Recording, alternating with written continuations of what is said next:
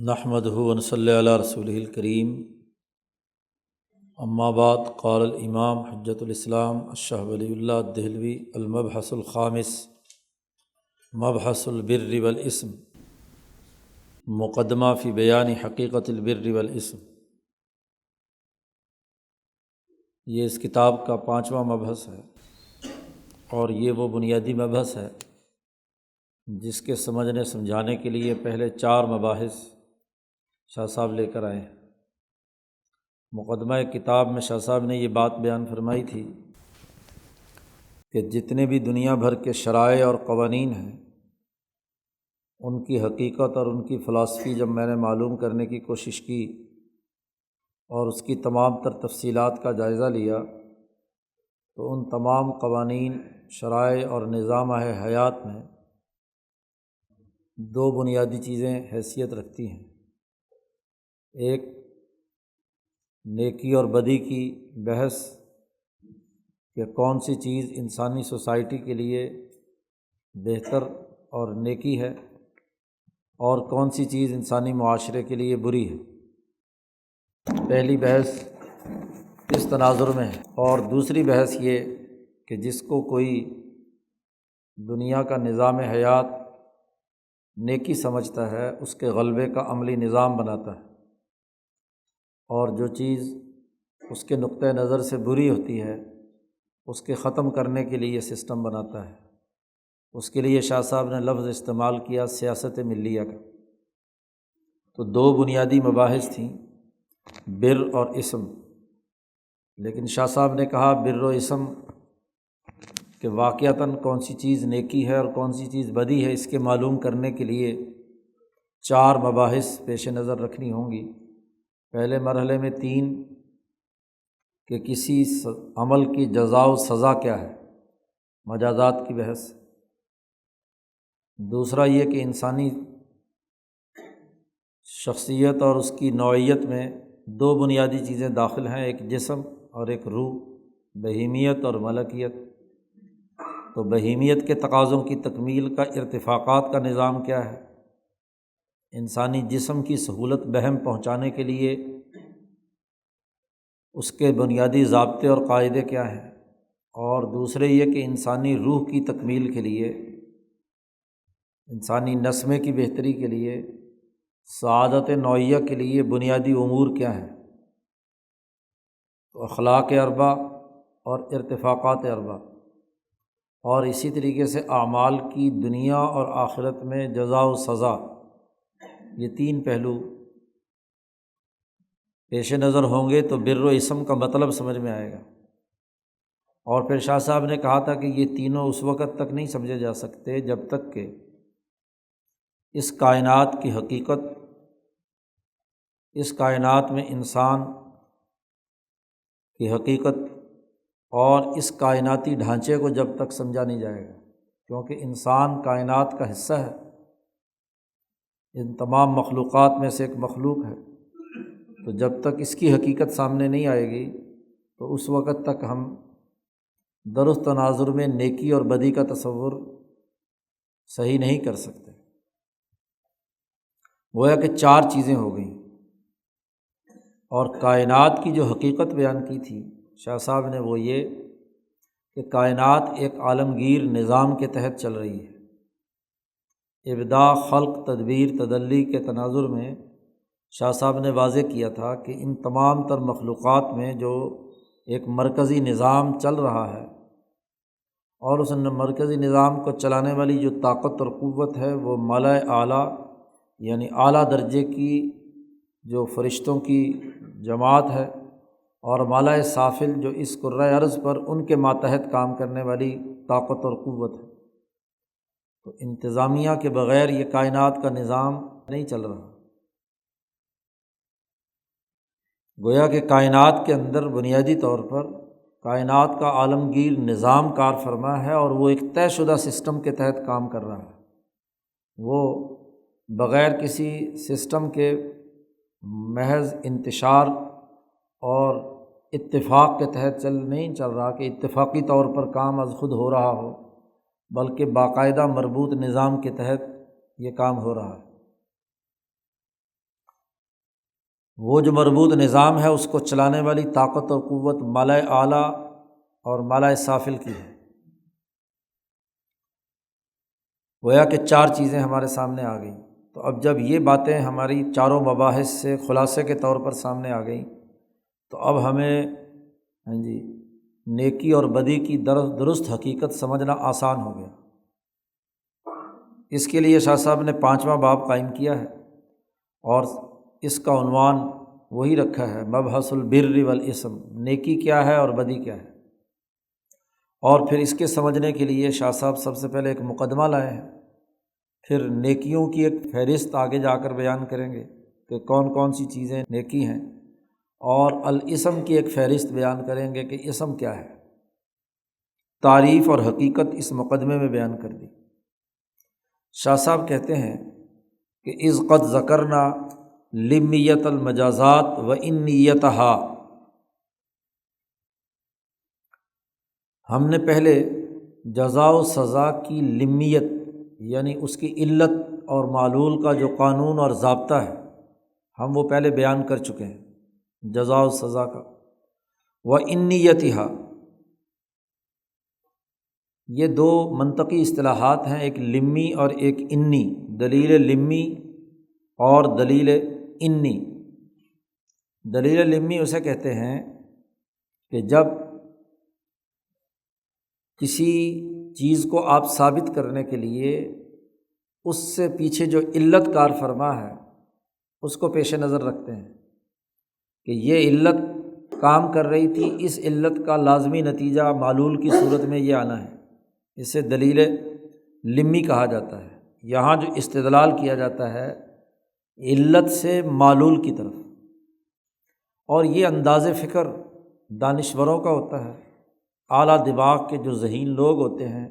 وہ استدلال لمی کو بنیادی حیثیت دیتے ہیں۔ وہ ہر کام کی دلیل مانگتے ہیں اور پھر دلیل کی بنیاد پر جو چیز اس سے ثابت ہوتی ہے اس کو تسلیم کرتے ہیں۔ ایک دوسرا انداز اور اسلوب ہوتا ہے انی، دلیل انی اس کو کہتے ہیں کہ آپ نے ایک معلول دیکھا اور جب اس پر غور و فکر کیا تو آپ کا دماغ از خود اس کی علت کی طرف چلا گیا۔ علت بظاہر نظر نہیں آ رہی ہوتی لیکن معلول کو دیکھ کر وہ علت کی طرف چلا جاتا ہے۔ یہ عوامی انداز اور اسلوب ہوتا ہے۔ دھواں دیکھا کسی دیہاتی نے تو وہ سمجھ جائے گا کہ اس کی علت کیا ہے، نیچے کوئی آگ جل رہی ہے، یہ گویا کہ انی بات ہے۔ اور اگر پہلے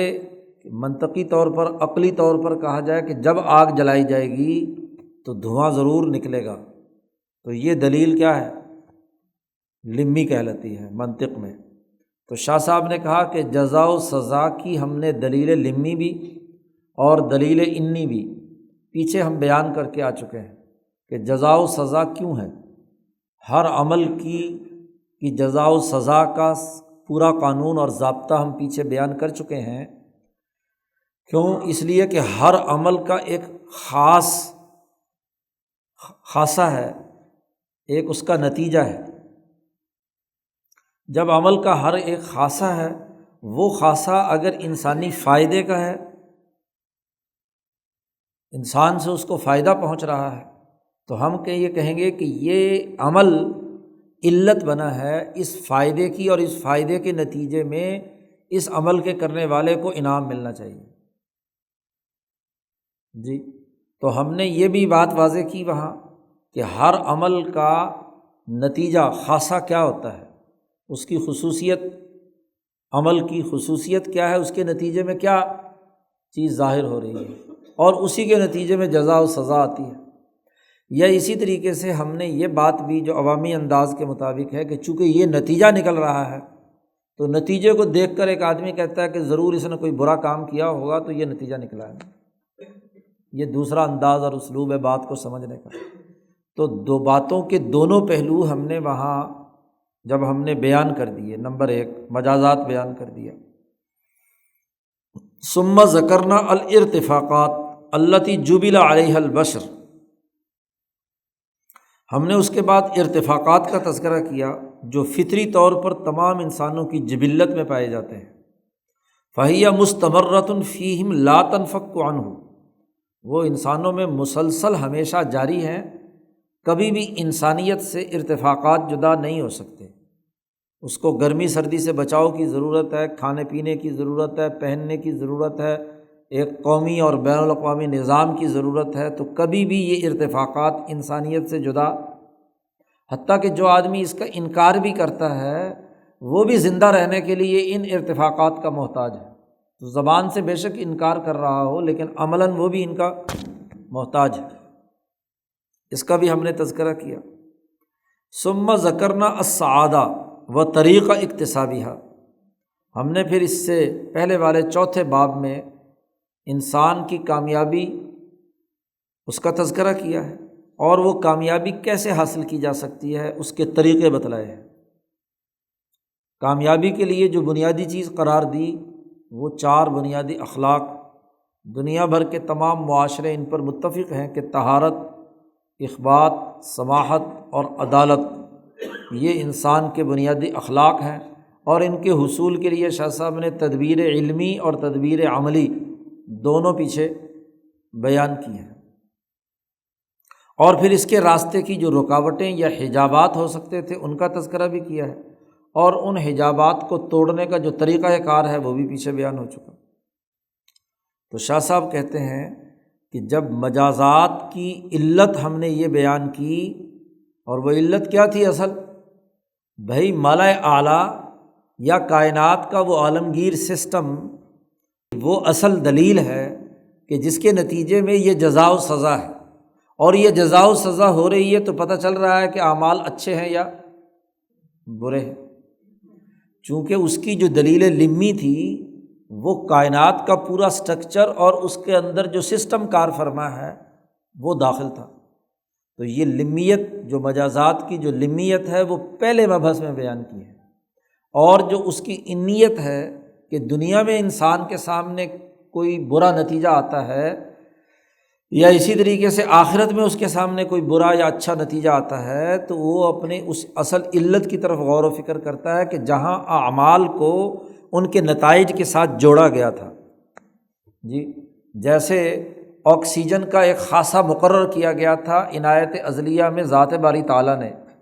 کہ جو آکسیجن ہوگی اس کے یہ خواص ہوں گے، قیامت تک کبھی بھی وہ اس سے جدا نہیں ہو سکتے۔ اسی طریقے سے اعمال کے ساتھ بھی کہ ان اعمال کا یہ خاصہ اور نتیجہ ہوگا، اس کے درمیان جو لنک ہے وہ بھی کیا ہے، کہاں ذات باری تعالیٰ نے جب سسٹم کے تحت کائنات بنی ہے، تخلیقات اسی تناظر میں ہوئی ہیں، تو جس چیز کی جو خصوصیت رکھ دی گئی ہے وہ کبھی بھی اس سے جدا، وَلَن تَجِدَ لِسُنَّتِ اللَّهِ تبدیلا کا ایک باب شاہ صاحب نے پیچھے عنوان کے طور پر قائم کیا تھا۔ تو لمیت مجازات کی اساسیات وہ اعمال کے خواص کا تقرر ہے جو مرتبہ تخلیق میں ہر ایک شے کے ساتھ یا اس کے مخلوقیت کے ساتھ وابستہ کر دیا گیا تھا، تو اس کے نتیجے میں اعمال کے خواص و نتائج متعین ہو گئے۔ تو اب جو آدمی بھی وہ عمل کرے گا اس کا وہ نتیجہ ضرور،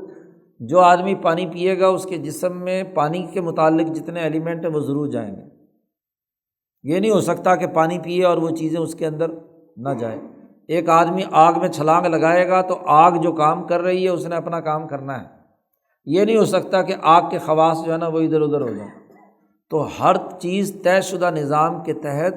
جو اعمال اور اس کی جزا و سزا یا اس کے خواص کے جو اثرات و نتائج ہیں وہ وہاں تخلیق کے مرحلے میں ہی ہر ایک کے لیے کیا ہے، طے ہو چکے ہیں،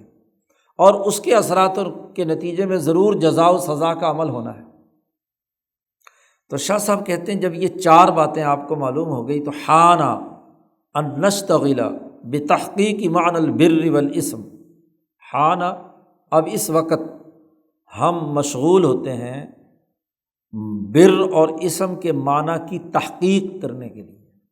کیونکہ پیچھے بنیادیں بن چکی ہیں، تو اب بر سمجھنا بھی آسان ہے اور الاسم سمجھنا بھی آسان ہے۔ شاہ صاحب کہتے ہیں فالبر، نیکی کسے کہتے ہیں؟ کل عمل یفعلہ الانسان قضیۃ لانقیادہ للملأ الاعلی وعزم حلالہ فی تلقی الالہام من اللہ وسیرورتہ فانیا فی مراد الحق ہر وہ عمل جس کو انسان اس لیے کرے کہ یہ ملائے اعلیٰ کی فرما برداری کا نتیجہ پیدا کرے گا، یعنی عالمگیر جو کائنات کا سسٹم ہے اس سسٹم کے تقاضے کی تکمیل کرتے ہوئے اس کے مطابق، اس تقدیر کے مطابق اس کی جو تشریح ہے، اس کی سوسائٹی کا جو ڈھانچہ ہے، اس میں وہ اعمال انسانی فائدے اور اللہ کی رضا کے تناظر میں ظاہر ہو، یعنی عالمگیر نظام کے مرکزی طاقت اور قوت جو چلانے والے لوگ ہیں ان کے فیصلے کے مطابق وہ عمل کرے، اور نہ صرف یہ اس کے اندر ہو بلکہ وہ عزم حلالہ فی تلقی الالہام من اللہ،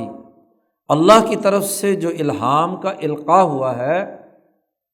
جیسے شہد کی مکھی کو ہوا الہام کہ وہ شہد بنائے، تو وہ شہد کی مکھی شہد بنانے میں جتی رہتی ہے، مضمحل ہو جاتی ہے، اسی میں مر کھپ جاتی ہے، کوئی لمحہ اس کا فارغ نہیں ہوتا۔ باقی دنیا جتنے بھی جانور اللہ نے بنائے ہیں جن مقاصد کے لیے، اور جو اس کے مخلوق اس جانور کے اندر رکھ دیا گیا ہے وہ اسی کے مطابق اس میں فنا ہو جاتی ہے۔ ایک درخت پیدا کیا ہے مثلاً آم کا، تو آم کا درخت اول سے آخر تک جو اس کے خواص و تاثیرات ہیں اس میں وہ مزمحل ہوتا ہے، اس کے پھل سے وہی خوشبو وہی ذائقہ، اس کے پتوں سے وہی خوشبو وہی ذائقہ، اس کے درخت کے وہی خواص و نتائج، چاہے 1000 سال لاکھوں سال گزر جائیں، خواہ ایشیا میں، افریقہ میں، امریکہ میں کہیں بھی لگایا جائے وہ ایک ہی نتیجہ دے گا۔ تو گویا کہ جو اس کے اندر اس کے نفس شجری میں اللہ نے الہام رکھ دیا ہے اس کے لیے وہ کیا ہے، مزمحل ہے، اس کے لیے وہ جد و جہد اور کوشش کر رہا ہے، وہ درخت ہو، وہ حیوان ہو، وہ تمام معدنیات ہوں۔ تو انسان بھی اس کے لیے جو اس کی تقدیر رکھ دی گئی ہے، اور وہ تقدیر کیا ہے، اس کی تشریح ہے، اور وہ تشریح تقدیر کا تتمہ تھا کہ اس انسان کی صحت تبھی رہے گی کہ جب وہ ان معیارات کو پورا کرے گا۔ وہاں جیسے مثال دی تھی کہ شیر کی صحت جب ٹھیک رہے گی جب وہ گوشت کھائے گا، وہ پٹھے کھانا شروع کرے گا تو بیمار پڑ جائے گا۔ اسی طریقے سے کیا جو دوسرے جانور ہیں وہ اگر کیا نام ہے پٹھے کھانے والے، وہ گوشت کھائیں گے تو بیمار پڑ جائیں گے۔ ایسے ہی انسان کی صحت کے لیے بھی جو اعمال ملائے اعلیٰ نے بطور فیصلے کے کیے، اور اللہ کی طرف سے اس کا جبلی اور فطری طور پر انسانوں میں سے جو اعلیٰ انسان ہیں ان پر الہام ہوا، وہی ہوئی، اور تو اس نے اپنے آپ کو اس میں فنا کر لیا۔ وَسَيْرُورَتِهِ فَانِيًا فِي مُرَادِ الْحَقِّ، اور اللہ کو اس کے پیدا کرنے کا جو مقصد اور مراد تھا اس میں اس نے اپنے آپ کو فنا کر لیا، تو یہ عمل کیا کہلائے گا، بر کہلائے گا۔ گویا کہ پہلے مبحث میں جو کائنات کے عالمگیر نظام کے تناظر میں ذمہ داریاں انسان کی متعین کی گئی تھیں، اور وہاں اسی مبحث میں جہاں شاہ صاحب نے بتلایا تھا کہ یہ تشریح جو ہے یہ تقدیر سے ہی پھوٹی ہے، وہاں انسان کے لیے قوت عقلیہ اور قوت عملیہ کی دو صلاحیتیں، اور قوت عقلیہ کی تکمیل کے لیے علوم چاہیے ہیں، اور ان علوم کی اساسیات وہ 5 علوم تھے جو قرآن نے مثلاً بیان کیے ہیں، ان کا شاہ صاحب نے تذکرہ کیا تھا۔ تو جو ان احکامات کی اتباع میں ملائے اعلیٰ کے اس فیصلے کے مطابق اپنے آپ کو فنا کرے گا، نمبر 1 بر یہ اعلیٰ ترین درجے کی نیکی، اس سے کم درجے کی۔ نمبر 2 وَكُلُّ عَمَلٍ يُجَازَى عَلَيْهِ خَيْرًا فِي الدُّنْيَا أَوِ الْآخِرَةِ، تو مجازات والی بحث کو سامنے رکھیے۔ ہر وہ عمل جس کا جزا و سزا دنیا میں بھی اچھائی کی صورت میں ظاہر ہو اور آخرت میں بھی اچھائی کی صورت میں ظاہر ہو، وہ کیا کہلائے گا، البر۔ ایسے ہی نمبر 3 وَكُلُّ عَمَلٍ، ہر وہ عمل جس سے یصلح الارتفاقات، ارتفاقات کا نظام صحیح اور درست طور پر قائم ہو، وہ ارتفاقات کہ التی بنی علیہا نظام الانسان، جس پر انسانی نظام کی بنیاد رکھی گئی ہے۔ انسانی نظام کی بنیاد ارتفاقات ہیں، تو ارتفاقات درست ہوں تو اس کو نیکی قرار دیا جائے گا۔ اور نمبر 4 وَكُلُّ عَمَلٍ يُفِيدُ حَالَةَ الْإِنقِيَادِ وَيَدْفَعُ الْحُجُبَ، ہر وہ عمل جو اللہ کی فرما برداری میں 4 اخلاق پیدا کرنے کا ذریعہ بنے، طہارت، اخبات، سماحت اور عدالت، اور وہ عمل، وہ اخلاق ایسے ہوں کہ جتنے حجابات انسان میں 3 ہیں جی، حجاب طبع، اور دوسرا حجاب الرسم، اور تیسرا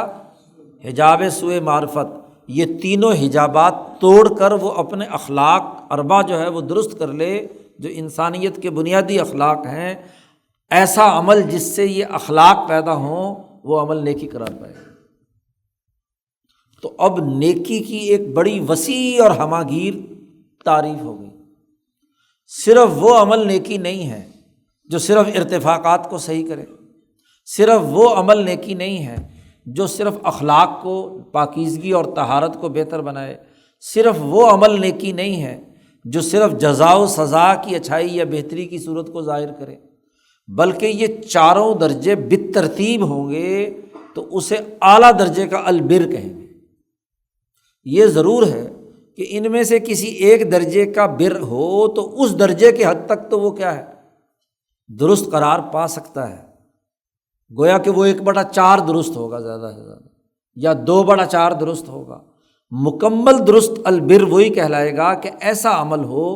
کہ جو بیک وقت 4 کو راضی کرے، 4 نتائج درست آئیں، تو پھر ہم یہ کہیں گے کہ یہ بر واقعتاً بر ہے۔ اگر دنیا کے کسی اسکول آف تھاٹ میں صرف ارتفاقات درست ہوتے ہیں اور باقی 3 کی چھٹی ہوتی ہے تو ہم کہیں گے 1/4 صحیح ہے، یہی کہیں گے۔ کسی میں 2 ہیں تو ہم کہیں گے 1/2 صحیح ہے۔ لیکن جب تک 4 کے 4 درست نہ ہوں اس وقت تک وہ ان نوع انسانیت کے تمام ادوار میں ترقی اور کامیابی کا نمونہ نہیں قرار پائے گا۔ بڑی واضح سی بات۔ والاسم، اسم کسے کہیں گے؟ برائی کسے کہیں گے؟ برائی کی بڑی جامع معنی تعریف کر دی۔ کل عمل یفعلہ الانسان قضیۃ لانقیادہ للشیطان وسیرورتہ فانیا فی مرادہ۔ ملائے اعلیٰ تو دور کی بات ہے، ملائے سافل کے فرشتوں کے بالمقابل جو طاقت اور قوت جس نے انسان دشمنی کا اعلان کیا تھا، انسان کو سجدہ نہیں کیا اور اس کو بہکانے کا دعویٰ علل اعلان کیا کہ میں اس کے دشمنی کروں گا، تو اس شیطان نے انسان دشمنی کے جتنے امور اس کے دل و دماغ میں ڈالے ہیں، اس کا بھی الہام ہوتا ہے، اس کی بھی وحی ہوتی ہے۔ قرآن کہتا ہے نا، انسانوں میں سے شیطان اور جنات میں سے شیطان جو ایک دوسرے کو وحی کرتے ہیں، ان کا بھی الہام کا نظام ہے۔ دنیا میں الہام کے بغیر کام نہیں ہوتا، وہ ملائے سافل کے شیطانوں کا الہام ہو یا ملائے سافل کے فرشتوں اور ملائے اعلیٰ کے فرشتوں کا الہام ہو۔ تو جو آدمی کائنات کا جو سٹرکچر پیچھے آپ پہلے مبحث میں پڑھ چکے، وہاں ملائے سافل کا ایک پورشن جو ہے وہ شیطان کے لیے ہے، تو شیطان کے الہام سے اس نے وہ کوئی عمل کیا تو اس عمل کو کیا کہیں گے؟ الاسم۔ نمبر 1 وَكُلُّ عَمَلٍ يُجَازَىٰ عَلَيْهِ شَرًّا فِي الدُّنْيَا أَوِ الْآخِرَةِ، ہر وہ عمل جس پر جزا و سزا ہو رہی ہے بری، دنیا میں تکلیف آ رہی ہے یا آخرت میں اس کی برا بدلہ آ رہا ہے، وہ عمل بھی کیا کہلائے گا؟ بدی اور برائی کہلائے گا۔ وَكُلُّ عَمَلٍ يُفْسِدُ الْإِرْتِفَاقَاتِ، ہر وہ عمل جو ارتفاقات کے نظام کو فاسد کرے، خراب کرے، توڑے، وہاں فرعونیت، آمریت، ظلم، ناانصافی پیدا کرے، تو وہ بدی کہلائے گی۔ اور وَكُلُّ عَمَلٍ يُفِيدُ هَيْئَةً مُضَادَّةً لِلْإِنْقِيَادِ وَيُؤَكِّدُ الْحُجُبَ، ہر وہ عمل جو اخلاق 4 کی اتباع کی ضد والی کیفیت پیدا کرے، کیونکہ وہاں شاہ صاحب نے اگر 4 اعلیٰ اخلاق کا تذکرہ کیا ہے تو ان کی ضد کا بھی تذکرہ کیا کہ طہارت کے مقابلے میں حدث، اخبات کے مقابلے میں شرک یا تشبیہ، اسی طریقے سے کیا ہے تیسری چیز جو ہے وہ سماحت کے مقابلے میں پستی نفس، لالچ، خود غرضی، بخل وغیرہ وغیرہ، اور عدل کے مقابلے میں کیا ہے؟ ظلم۔ تو جو ان غلط جو اس کی ضد چیزیں ہیں ان کو وہ اپنا نمائندہ بنائے، اس کے مطابق عمل کرے، اور وہ جو حجابات تین ہیں ان تینوں حجابات کے اندر پختگی پیدا ہو، ٹوٹنے کے بجائے مزید اس عمل سے وہ پکے ہوتے ہوں۔ حجاب طبع غالب آ جائے، حجاب رسم غالب آ جائے، حجاب سوء معرفہ غالب آ جائے تو اس کو کیا کہیں گے؟ الاسم کہیں گے۔ بڑی واضح اور دو ٹوک اور جامع معنی نیکی اور بدی، اچھائی اور برائی کے درمیان فرق و امتیاز پیدا کر دیا۔ اور برائی کے بھی اسی طریقے سے جس درجے کی وہ برائی ہوگی اتنے درجے کی ہم کہیں گے کہ برائیاں اس کے اندر پائی جاتی ہیں۔ شاہ صاحب کہتے ہیں کہ جب اسم اور بر ان کی حقیقت ہمارے سامنے آ گئی تو ہر بر جو ہے اس کے کچھ اصول ہیں، اور جیسے دنیا میں ایک مثال دے کر بات سمجھائی کہ ارتفاقات کے اصول اونچے درجے کے عقل مند اور ماہرین وہ اخذ کرتے ہیں، بناتے ہیں، قانون سازی اس کی کرتے ہیں اور لوگ اس کو تسلیم کرتے ہیں، ایسے ہی یہ چار سطح کی جو نیکی ہے اس کی بھی جو طریقہ کار ہے، اس کے بھی جو اصول ہیں وہ اللہ تبارک و تعالیٰ ان انسانوں کے دلوں میں ڈالتے ہیں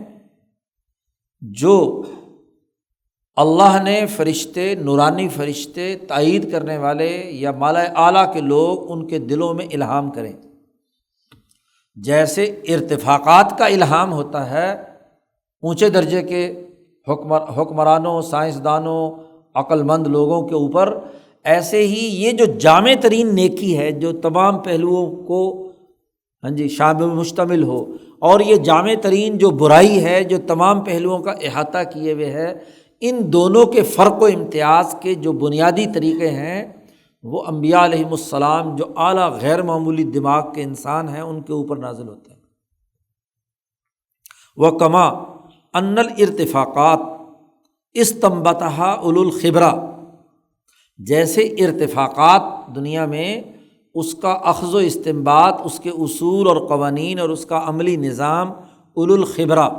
جو خبر کے ماہرین ہیں، باخبر لوگ ہیں، فاقتدی بہم الناس بشہادت قلوبہم، لوگ اپنے دلوں کی گواہی سے ان کی بات کو تسلیم کر لیتے ہیں۔ جب بھی کوئی نیا ارتفاق ان کے سامنے آتا ہے تو لوگ دل سے گواہی دیتے ہیں کہ ہاں ہمارے دل میں بھی تھا کہ اس طرح کی کسی مشکل کو دور کرنے کے لیے یہ کام ایسے ہونا چاہیے، تو فوراً اس کو قبول کر کے اس پر عمل شروع کر دیتے ہیں۔ واتفق علیہا اہل الارض او من یعتد بہ منہم، اور پھر وہ ارتفاقات جو ہیں اس پر تمام روئے ارض پر رہنے والے، تمام روئے زمین پر رہنے والے لوگ متفق ہو جاتے ہیں، یا تو تمام کے تمام متفق ہو جاتے ہیں، او من یعتد بہ منہم، یا ان میں قابل ذکر اکثریت جن کی گنتی اور شمار ہوتی ہے، جو جنگلوں میں رہنے والے جاہل اور احمقوں کی بات نہیں ہو رہی کہ وہ اتفاقات جیسے بھی ہوں تو وہ ان اتفاقات کی طرف توجہ نہیں دیتے، تو ایسے ڈنگر صفت انسانوں کی بات نہیں ہو رہی، لیکن جو دنیا میں کیا ہے انسان جن کا شمار کسی اس میں ہوتا ہے وہ ضرور ان ارتفاقات کو دل کی گواہی سے قبول کر کے ان پر عمل شروع کر دیتے ہیں۔ تو جیسے ارتفاقات کا یہ معاملہ ہے، ایسے ہی فَكَذَلِكَ لِلْبِرِّ سُنَنٌ، اسی طرح نیکی کے طریقے، اس کے اصول، الہمہ اللہ تعالیٰ فی قلوب المؤیدین بالنور الملکی، ان لوگوں کے دلوں میں جن کو نور ملکیت سے اللہ تبارک و تعالیٰ تائید پہنچاتے ہیں، ان کے دلوں میں وہ الہام کیے جاتے ہیں، اور ایسے انسان ہوتے ہیں کہ الغالب علیہم خلق الفطرہ، فطرت انسانی کے بنیادی اخلاق ان پر غالب ہوتے ہیں۔ بمنزلۃ ما الہم فی قلوب النحل ما یصلح بہ معاشھا، بالکل اسی طریقے سے جیسے شہد کی مکھی کو الہام کیا جاتا ہے کہ وہ شہد کیسے بنائے گی، زندگی کیسے بسر کرے گی، تو جیسے اس کو ایک الہام کیا جاتا ہے کہ وہ ایک ایسا مربوط نظام بناتی ہے شہد بنانے، شہد کو اکٹھا کرنے، ذخیرہ کرنے، اور جو مکھی ڈسپلن کی خلاف ورزی کرے اس کو سزا دینے، تو پورا ایک ملکہ مکھی اپنا ایک سسٹم شہد کے چتے میں قائم کرتی ہے۔ تو جیسے اس پر الہام ہوا ہے اس کو دنیا میں کسی یونیورسٹی نے نہیں سکھایا کہ ایسے کرنا ہے ایسے کرنا ہے، ایسے ہی انبیاء علیہم السلام جو اس ملکہ مکھی جیسے ہے، وہ بھی انسانوں میں ملکہ انسانوں میں بہت اعلیٰ دماغ کے جینیس قسم کے لوگ ہوتے ہیں جن کے اوپر وہ چیز نازل ہوتی ہے۔ فجرؤا علیہا، تو لوگ اس کے اوپر چل پڑتے ہیں، اس کو مضبوطی سے پکڑ لیتے ہیں۔ وارشدوا الیہا، لوگوں کو اس کی رہنمائی ملتی ہے۔ وحثوا علیہا، لوگوں کو اس پر وہ ابھارتے ہیں کہ ان پر عمل کرو۔ اور فاقتدی بہم الناس، تو لوگ ان انبیاء علیہ السلام اور ان حکماء کی اتباع کرتے ہیں۔ واتفق علیہا اہل الملل جمیعہا، تمام کے تمام اہل الملل جو ہیں، جتنی ملتوں کے لوگ ہیں، وہ تمام کے تمام ان پر متفق ہو جاتے ہیں۔ دنیا کی کوئی ملت ایسی نہیں کہ جو ان بنیادی اصولوں کا انکار کرنے والی ہو۔ فی اقطار الارض، پورے زمین کے تمام اطراف میں، باوجود اس بات کے کہ علی تواعد بلدانہم و اختلاف ادیانہم، اگرچہ ان کے شہر اور علاقے دور دراز ایک دوسرے سے ہیں، اور اگرچہ ان کے مذاہب مختلف ہیں، یہودیت ہو، عیسائیت ہو، ہندو مت ہو، بدھزم ہو، کنفیوشنزم ہو، زرتشت ہو، اسلام ہو، تمام مذاہب ان اصولوں پر متفق ہو جاتے ہیں۔ بحکم مناسبت فطریت، وہ اپنی فطری مناسبت کی وجہ سے اسے قبول کرتے ہیں، ان کے طبعی تقاضے، اقتضاء نوع انسانیت کا انسانی تقاضا ان کو قبول کرنے پر انہیں مجبور کرتا ہے، کیونکہ وہ ایسے ہی بالکل ہے جیسے ارتفاقات میں سے نئی چیز ایجاد ہو تو لوگ اس کو ضرورت سمجھ کر ٹوٹ پڑتے ہیں، اس پر عمل درآمد کرتے ہیں، ایسے ہی دنیا کی اکثریت مذاہب کی حامل ہے اور وہ ان مذاہب کی بنیادی امور کو تسلیم کرتی ہے۔ شاہ صاحب کہتے ہیں، آپ اعتراض کریں گے کہ نہیں جی بہت سارے لوگ ہیں جو نہ خدا کو مانتے ہیں، نہ الہام کو مانتے ہیں، نہ وحی کو مانتے ہیں، تو یہ بات پوری کائنات میں متفقہ کیسے ہے؟ ضرور آپ کے دماغ میں بھی سوال کل بلا رہا ہوگا، تو شاہ صاحب نے پہلے ہی اس کا جواب دے دیا۔ ولا یضر ذالک اختلاف صور تلک السنن، ایک تو اس اتفاق پر یہ اعتراض بھی نہیں ہو سکتا کہ جی ہندوؤں کا طریقہ عبادت اور ہے، مسلمانوں کا اور ہے، یہودیوں کا اور ہے، عیسائیوں کا اور ہے، یونانیوں کا اور ہے، تو طریقے جب مختلف ہیں تو یہ سارے متفق کیسے ہوئے؟ تو شاہ صاحب نے کہا جب بنیادی اصول پر متفق ہیں تو عملی شکلیں جو ہیں ان کے اختلاف کا معاملہ ان اصولوں کے اتفاق پر کسی قسم کی قدغن نہیں لگاتا، اس پر کسی قسم کا کوئی اثر انداز نہیں ہو سکتا، کیونکہ صورتیں مختلف ہو سکتی ہیں لیکن بنیادی کانسیپٹ پر تمام لوگ متفق۔ اور دوسرا شاہ صاحب نے کہا کہ یہ بات بھی ہماری اس بات کا رد میں نہیں آ سکتی کہ صدود طائفۃ مخدجۃ، کہ جو ناقص قسم کے ادھورے ذہن ہیں جی، جن کی جو بائی برتھ جن کے اندر کوئی ڈیفالٹ ہے دماغی طور پر، عقلی طور پر، وہ اگر انکار کریں کہ کوئی وحی نہیں ہوتی، کوئی خدا نہیں ہوتا، کوئی کچھ نہیں ہوتا، یہ کارخانہ خود بخود ہی چل رہا ہے، اور ان کے ناقص ہونے کا کمال اور حال یہ ہے کہ خود اسٹیفن ہاکنگ جو ہے وہ کس مخدجہ حالت کے اندر کہتا ہے خدا کوئی نہیں ہے، بلیک ہول میں میں نے بہت کچھ تلاش کیا، ادھر ادھر کہیں کوئی خدا نہیں ملا، تو اس کا اپنا جسم ہی بتلا رہا ہے کہ جو آدمی بول نہیں سکتا، چل نہیں سکتا، پھر نہیں سکتا، تخیلاتی باتیں بیان کر رہا ہے، تو اس بیچارے ناقص آدمی کی بات کا اعتبار ہوگا یا ایک صحت مند، دلیر، بہادر، اعلیٰ درجے کا عقل مند اس کی بات کا اعتبار ہوگا؟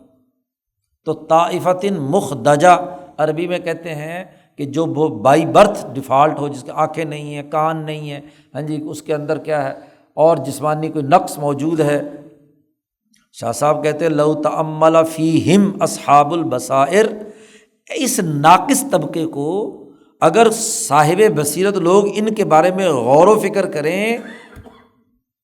تو لم یشکوا ان مادتہم عصت صورت النوعیہ، ان کا جو جسمانی ڈھانچہ ہے، ان کا مادہ ہے، یہ فل فلیج انسانی نوع پر پیدا نہیں ہوا، اس کے اندر کوئی نہ کوئی کیا ہے دماغی نقص رہ گیا ہے، کوئی قلبی خلل رہ گیا ہے، جسمانی استطاعت ان کے اندر اس درجے کی نہیں رہی تو اس کی وجہ سے یہ خلل جو ہے ان کو مجبور کر رہا ہے کہ جس پر دنیا کی اربوں آبادی متفق ہے وہ دو چار اس کا انکار کریں تو انکار کرنے سے کیا ہوگا۔ جمہور انسان اگر اس کو تسلیم کرتے ہیں تو چند ایک لوگوں کی ذہنی اپج کی بنیاد پر یہ نہیں کہا جا سکتا کہ یہ اصول غیر تسلیم شدہ ہے، کیونکہ جمہوریت کا زمانہ ہے، جمہور متفق ہیں تو ان کا کیا اعتبار۔ شاہ صاحب کہتے ہیں وہم فی الانسانی، ان ایسے لوگ انسانیت میں ایسے ہی ہیں جیسے کسی کی 5 انگلیوں کے ساتھ ایک چھٹی انگلی اگی ہوئی ہو، کالعضو الزائد، زائد عضو ہے، یہ ہو نہ ہو، اس کا ہونا نہ ہونا کیا ہے، یعنی اس کی کوئی جڑ بنیاد تو ہے نہیں، یہ کسی دوسری انگلی کا کوئی زائد حصہ تھا جو باہر نکل آیا، یا پاؤں کی انگلیوں کے ساتھ ایک اور زائد انگلی نکل آتی ہے، تو یہ کالعضو الزائد ہے من الجسد، زوالہ اجمل لہ من بقائہ، ان کا کاٹ کر پھینک دینا زیادہ بہتر ہے خوبصورتی کے لیے، کیونکہ چھنگلی انگلی والا آدمی کوئی لوگ وہ اپنی انگلی کو چھپائے پھرتا رہتا ہے، بری لگتی ہے، تو ایسے ہی یہ کالعضو الزائد ہیں، یہ اصل میں کامل انسان ہے ہی نہیں، نوع انسانیت کی جو فطری استعداد ہے اس کے مطابق نہیں ہے، اس لیے زوالہ اجمل لہ من بقائہ، اس کو باقی رہنے کے بجائے اس کو ختم کر دینا زیادہ خوبصورتی کا باعث ہے۔ تو شاہ صاحب نے پہلی بات تو یہ واضح کر دی کہ نیکی جو ہے البر، اس کے جو طریقے ہیں وہ بھی فطری اور طبعی طور پر ایسے ہی انسانی قلوب پر الہام کیے گئے ہیں جیسے شہد کی ملکہ مکھی پر شہد کا چھتا بنانے کا پورا نظام وحی کیا گیا ہے۔ اگر جانور پر مکھی پر یہ الہام ہو سکتا ہے تو انسانوں پر کیوں نہیں۔ پھر شاہ صاحب کہتے ہیں کہ ان بنیادی جو نیکی کے طریقے ہیں اس کے پھیلانے کے کچھ اسباب ہوتے ہیں، اسباب جلیلۃ، اصول تو یہ انبیاء بیان کر دیتے ہیں، بتلا دیتے ہیں، لیکن سوسائٹی میں ان کا پھیلاؤ جو ہوتا ہے، انسانی معاشروں میں اس کا پھیلاؤ ہوتا ہے، اسباب جلیلۃ، بڑے بڑے اس کے کچھ اسباب ہوتے ہیں، وتدبیرات محکمۃ، محکم اور مضبوط سسٹم کے ذریعے سے یہ چیزیں پھیلتی ہیں، احکمہا المؤیدون بالوحی صلوات اللہ علیہم، جن پر اللہ تبارک و تعالیٰ کی وحی سے ان کی تائید کی جاتی ہے تو وہ اس سسٹم کو مضبوط بناتے ہیں، سسٹم باقاعدہ قائم کرتے ہیں، اس کا نظام بناتے ہیں۔ ہر نبی آ کر ایک درجے میں نظام ضرور قائم کرتا ہے نیکیوں کا۔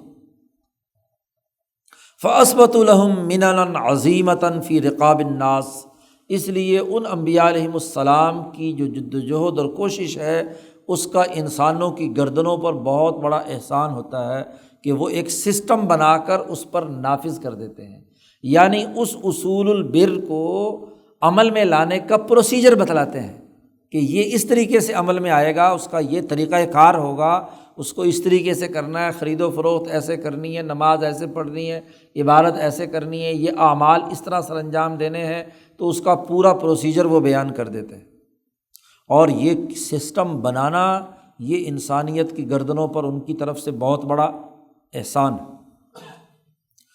شاہ صاحب کہتے ہیں کہ اگلے ابواب میں نحن نرید،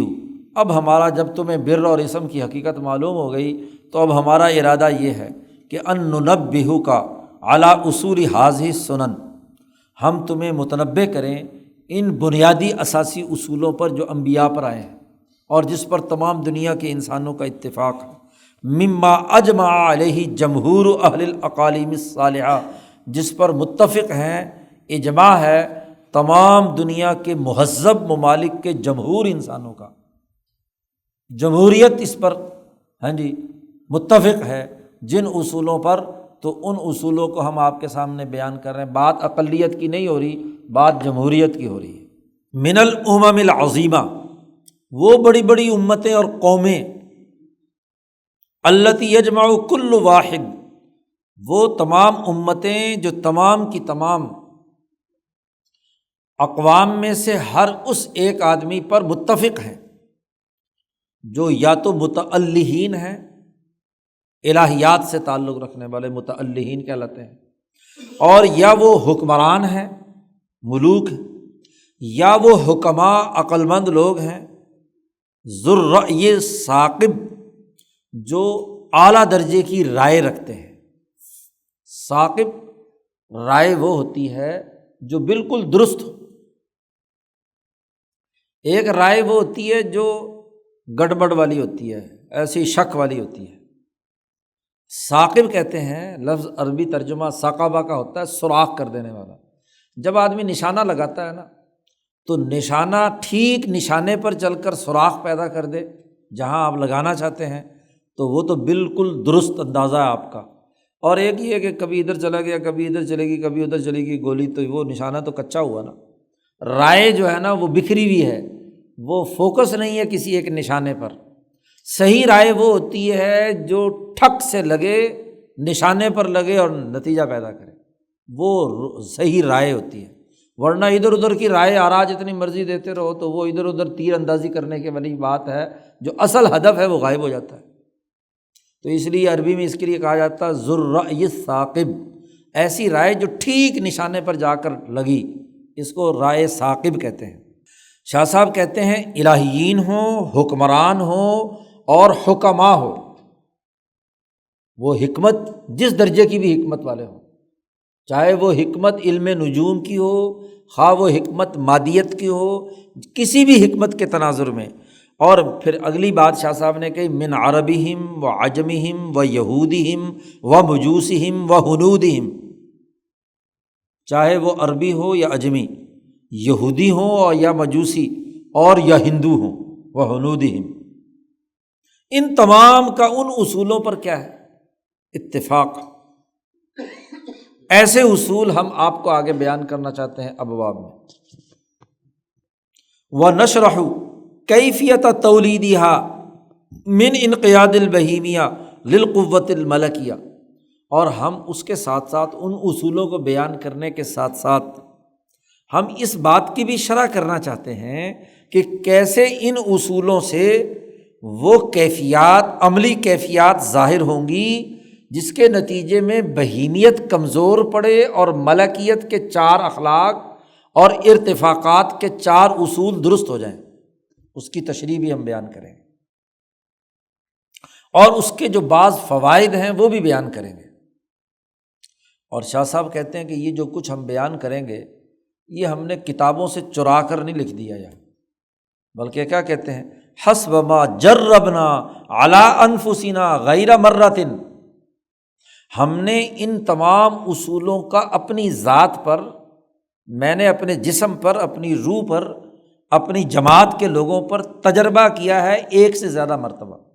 یعنی یہ تجربہ شدہ اصول بیان کریں گے، یہ ادھر سے سنی سنائی جو ادھر ادھر کی کاپی پیسٹنگ کر کے جو ہے نا کتاب نہیں میں نے لکھ دی آگے،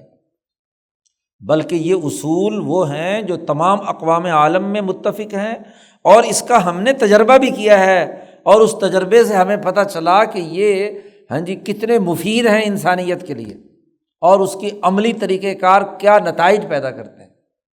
شاہ صاحب کہتے ہیں میں نے کوئی کتاب، کسی کتاب میں کوئی بات اس وقت تک نہیں لکھی جب تک اس کو اپنے وجود پر طاری کر کے اس کا مطلوبہ نتیجہ نہیں معلوم کر لیا۔ کسی بزرگ نے لکھی، کسی ولی نے لکھی، کسی محدث نے لکھی، کسی فقیہ نے لکھی، تو محض اس کے تجربے پر میں نے نقل کوئی نہیں کی کوئی بھی بات، جب تک کہ میں نے اپنا آپ خود تجربہ نہیں کر لیا کہ کیا یہ بات جو کہی جا رہی ہے یا یہ جو عمل بتلایا جا رہا ہے اس عمل کا یہی نتیجہ نکلے گا۔ تو شاہ صاحب کہتے ہیں کہ حسب ما جربنا علی انفسنا غیر مرۃ، تجربہ بھی صرف ایک دفعہ کا نہیں، دنیا میں چیزیں جو ہیں جب تک انسانوں پر اس کی پروونگ نہ ہو تو وہ اتھینٹک نہیں ہوتی، تو شاہ صاحب نے ان کی اپنے وجود پر کیا پروونگ کی ہے، غیر مرۃ 1 سے زیادہ مرتبہ۔ وَأَدَّى إِلَيْهِ الْعَقْلُ السَّلِيمُ، نہ صرف تجربے سے یہ میرے ثابت ہے بلکہ دنیا میں جن لوگ عقل سلیم رکھتے ہیں وہ بھی اسی نتیجے تک پہنچیں گے کہ جو ہم آگے بیان کر رہے ہیں۔ باقی واللہ عالم، اللہ تعالیٰ کا علم بہت وسیع ہے، ہم اپنے علم کے مطابق بات کر رہے ہیں کہ ہم ان اصولوں کو جو بر سے متعلق ہیں ان کے بنیادی اساسی اصول بھی، اور اس پر عمل درآمد کرنے کے جو طریقے تجربے سے واضح ہوئے ہیں وہ بھی ہم بیان کریں گے، اور وہ ایسے اصول ہوں گے جس پر دنیا کی اکثریت تمام مذاہب کے لوگ، تمام حکماء جو صحیح رائے رکھنے والے ہیں، تمام حکمران جو عدل و انصاف قائم کرتے رہے ہیں، جو تمام متعلہین الہیات سے تعلق رکھنے والے، اللہ سے تعلق جوڑنے کے جو طریقے بیان کر چکے ہیں، تو ان تمام کو ہم آگے بیان کریں گے۔ اس کی بنیاد پر شاہ صاحب نے اصول بیان کرنا شروع کیے ہیں۔ سب سے نمبر 1 اصول البر، التوحید، باب التوحید۔ شاہ صاحب کہتے ہیں کہ جس پر پوری دنیا متفق ہے اور جو بر اور نیکی میں سب سے اصولی اور بنیادی نیکی ہے وہ توحید ہے۔ اصل اصول البر وعمدۃ انواعہ، تمام نیکیوں کے اصولوں کی بھی اصل، وہ اصول بھی اس بنیادی اصل پر، اور تمام نیکیوں کی جتنی بھی اقسام بنیں گی ان میں عمدہ ترین نیکی وہ توحید، وہ توحید، ایک اللہ وحدہ لا شریک کو جو اس کائنات کے عالمگیر نظام کے چلانے والی ذات ہے اس کو ماننا۔ وذالک، اس کی وجہ کیا ہے، اس کی علت اور دلیل، چونکہ بادشاہ صاحب جو بھی بیان کرتے ہیں اس کی ایک دلیل بھی لاتے ہیں۔ وذالک، اس کی دلیل یہ ہے کہ لأنہ یتوقف علیہ الاخبات لرب العالمین، اس توحید کے نظریے کی اوپر ہی یہ بات موقوف ہے کہ رب العالمین کے سامنے عجز و انکساری کی جائے، اخبات کی جائے۔ پیچھے ہم یہ طے کرائے ہیں کہ انسانی نوع کی کامیابی کا سب سے پہلا عمل اخبات ہے، اور اخبات تبھی ہوگا کہ پوری کائنات کا ایک محور اور مرکز تلاش کریں، اور وہ ذات باری تعالیٰ ہے، اللہ ہے۔ اللہ وہ مرکز کشش ہے جو کائنات کے تمام سیلز اور خلیات اور اس کے تمام مخلوقات کو اپنی طرف کیا ہے، کھینچ رہا ہے۔ اس لیے اللہ عربی لفظ جو ہے اس کا لفظی مطلب مقناطیس، جو چیزوں کو اپنی طرف کھینچ رہا ہو، جذب کر رہا ہو۔ آلیہا اور والاہا جذب و کشش پر دلالت کرتا ہے، تو عربی والوں نے اس کے لیے جو لفظ رکھا ہے وہ بھی کیا ہے، اسی معنی میں کہ جو ذات، کیونکہ انسان اللہ کو سمجھ سکتا ہے اپنے فہم کے مطابق، اور چونکہ اس کا دل کھنچا چلا جاتا ہے اس ذات کی طرف، اور کائنات بھی ساری اسی نظام کے ساتھ کھنچی ہوئی ہے، وہ مقناطیسی سسٹم ٹوٹ جائے تو پھر تو کیا، اب ایک چھوٹا سا ایٹم اگر اس کا نیوکلس ختم ہو جائے تو اس کے الیکٹران پروٹون کیا ہو جائیں گے، بکھر جائیں گے، اور اگر اپنا وجود کسی بھی حالت میں برقرار رکھنا چاہیں گے تو اپنا مرکزہ ضرور بنائیں گے۔ تو یہ جب ایک چھوٹا سا ایٹم اس کے بغیر نہیں رہ سکتا، تو اتنی بڑی کائنات جو عرش سے لے کر فرش تک ہے، اس کا بھی تو کوئی مرکز کشش ہے،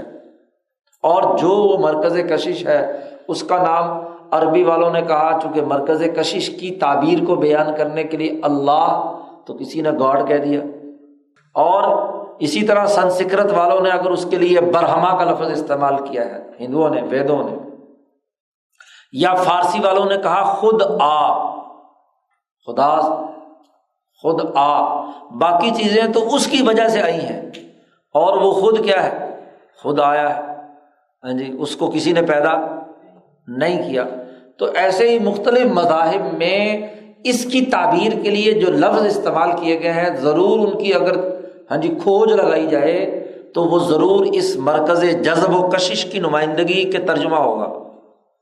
تو شاہ صاحب یہ کہتے ہیں کہ وہ اخبات لرب العالمین اس توحید کے بغیر نہیں ہو سکتا۔ الذی هو اعظم الاخلاق القاسبہ للسعادہ، اخبات جو ہے اعلیٰ ترین وہ خلق ہے جو انسان کی نیک بختی پیدا کرنے کا ذریعہ بنتا ہے۔ اور شاہ صاحب اس پر پیچھے تفصیل سے گفتگو کر رہے ہیں کہ وَهُوَ أَصْلُ التَّدْبِيرِ الْعِلْمِ الَّذِي هُوَ أَفْيَدُ التَّدْبِيرَيْنِ، وہاں تدبیر علمی کی 2 قسمیں بیان کی تھیں، ان میں سب سے بہترین فائدہ بخش تدبیر علمی بھی اسی توحید کے نظریے پر ہے، کیونکہ اگر 2 مرکز ہوں یا 2 خدا ہوں تو وہ ایک ادھر کھینچے گا ایک ادھر کھینچے گا، لڑائی ہوگی تو انتشار فکر پیدا ہوگا۔ وَبِهِ يَحْصُلُ لِلْإِنسَانِ التَّوَجُّهُ التَّامُ تِلْقَاءَ الْغَيْبِ، اور اسی کے ذریعے سے انسان کو پوری مکمل توجہ ہوتی ہے عالم غیب کی طرف، جب وہ اللہ کو ایک مانتا ہے۔ اور وَتَسْتَعِدُّ نَفْسُهُ لِلُّحُوقِ بِهِ بِالْوَجْهِ الْمُقَدَّسِ، اور ہر نفس میں اسی نظریہ توحید سے یہ استعداد پیدا ہوتی ہے کہ وہ اس وجہ مقدس کے ساتھ جا کر ملے۔ اس لیے صوفیہ کیا کہتے ہیں؟ الفقر اذا تم هو اللہ، محتاجگی جب مکمل ہوگی، فقیری جب مکمل ہوگی جنت اور دوزخ کے بعد، تو پھر کیا ہوگا؟ هو اللہ۔ تو لحوق اس کے بغیر ممکن نہیں ہو سکتا۔ اب عقلی دلیل کے بعد نبی اکرم صلی اللہ علیہ وسلم کی بات لا رہے ہیں۔ وقد نبہ النبی صلی اللہ علیہ وسلم الی عظم امرہ، اور نبی اکرم صلی اللہ علیہ وسلم نے اس نظریہ توحید یا اللہ کی وحدانیت کی جو بات ہے، اس کا جو حکم ہے، اس کی عظمت اور اس کی بلندی پر متنبہ کیا ہے۔ اور وَقَوْنِهِ مِنْ أَنْوَاعِ الْبِرِّ بِمَنْزِلَةِ الْقَلْبِ، اور تمام نیکیوں کی تمام تر اقسام میں یہ نیکی ایسے ہی جیسے دل ہو۔ دل جیسے خراب ہو جائے، حرکت قلب بند ہو جائے تو بندہ اسپائر۔ دل چل رہا ہے تو دل چل رہا ہے کس کی وجہ سے؟ اسی نور الہی، حقیقت فردانیت نقطۃ نورانیت یجل طورها عن طور هذه الاطوار المتغیرۃ المتغیرہ۔ تمام دائروں کے اندر تغیرات و تبدلات کے باوجود دل اپنا کام کر رہا ہے۔ آپ کو بھوک لگے، پیاس لگے، پیٹ بھرا ہوا ہو، کپڑے پہنے ہوئے ہوں نہ ہو، چہرے پر عزت ہو، بدبختی ہو، کچھ بھی ہو، دل اپنا کام کر رہا ہے نا۔ اگر دل کی حرکت بند ہو گئی تو باقی بس کام ختم ہو گیا سب کچھ۔ دل کی طرح ہے یہ، اذا صالح یا صالحا صالح الجمیع، جب وہ درست ہوگا تو تمام جسم درست ہوگا۔ وَإِذَا فَسَدَ فَسَدَ الْجَمِيعُ، جب فساد آئے گا تو تمام میں آئے گا۔ حِينَ أَطْلَقَ الْقَوْلَ فِي مَن مَّاتَ لَا يُشْرِكُ بِاللَّهِ شَيْئًا، نبی اکرم صلی اللہ علیہ وسلم نے مطلقاً یہ بات کی اس آدمی کے بارے میں کہ جو مرا ایسی حالت میں کہ اللہ کے ساتھ کسی کو شریک نہیں سمجھتا تھا، تو حضور نے فرمایا انہ دخل الجنہ، کہ وہ جنت میں داخل ہو گیا۔ جی، من قال لا الہ الا اللہ، جس نے اللہ لا الہ الا اللہ کہا اور موت کے وقت تک اس پر قائم رہا تو دخل الجنہ۔ یا حضور نے فرمایا حرمہ اللہ علی النار، اللہ نے موحد پر آگ جو ہے وہ حرام قرار دے دی۔ ایک اور جملہ حدیث کا ٹکڑا لائے ہیں شاہ صاحب، لا یحجب من الجنہ، کہ جنت سے اسے روکا نہیں جائے گا، جنت کے اور اس کے درمیان کوئی پردہ حائل نہیں ہوگا۔ ونحو ذلک من العبارات، اور ایسے ہی خود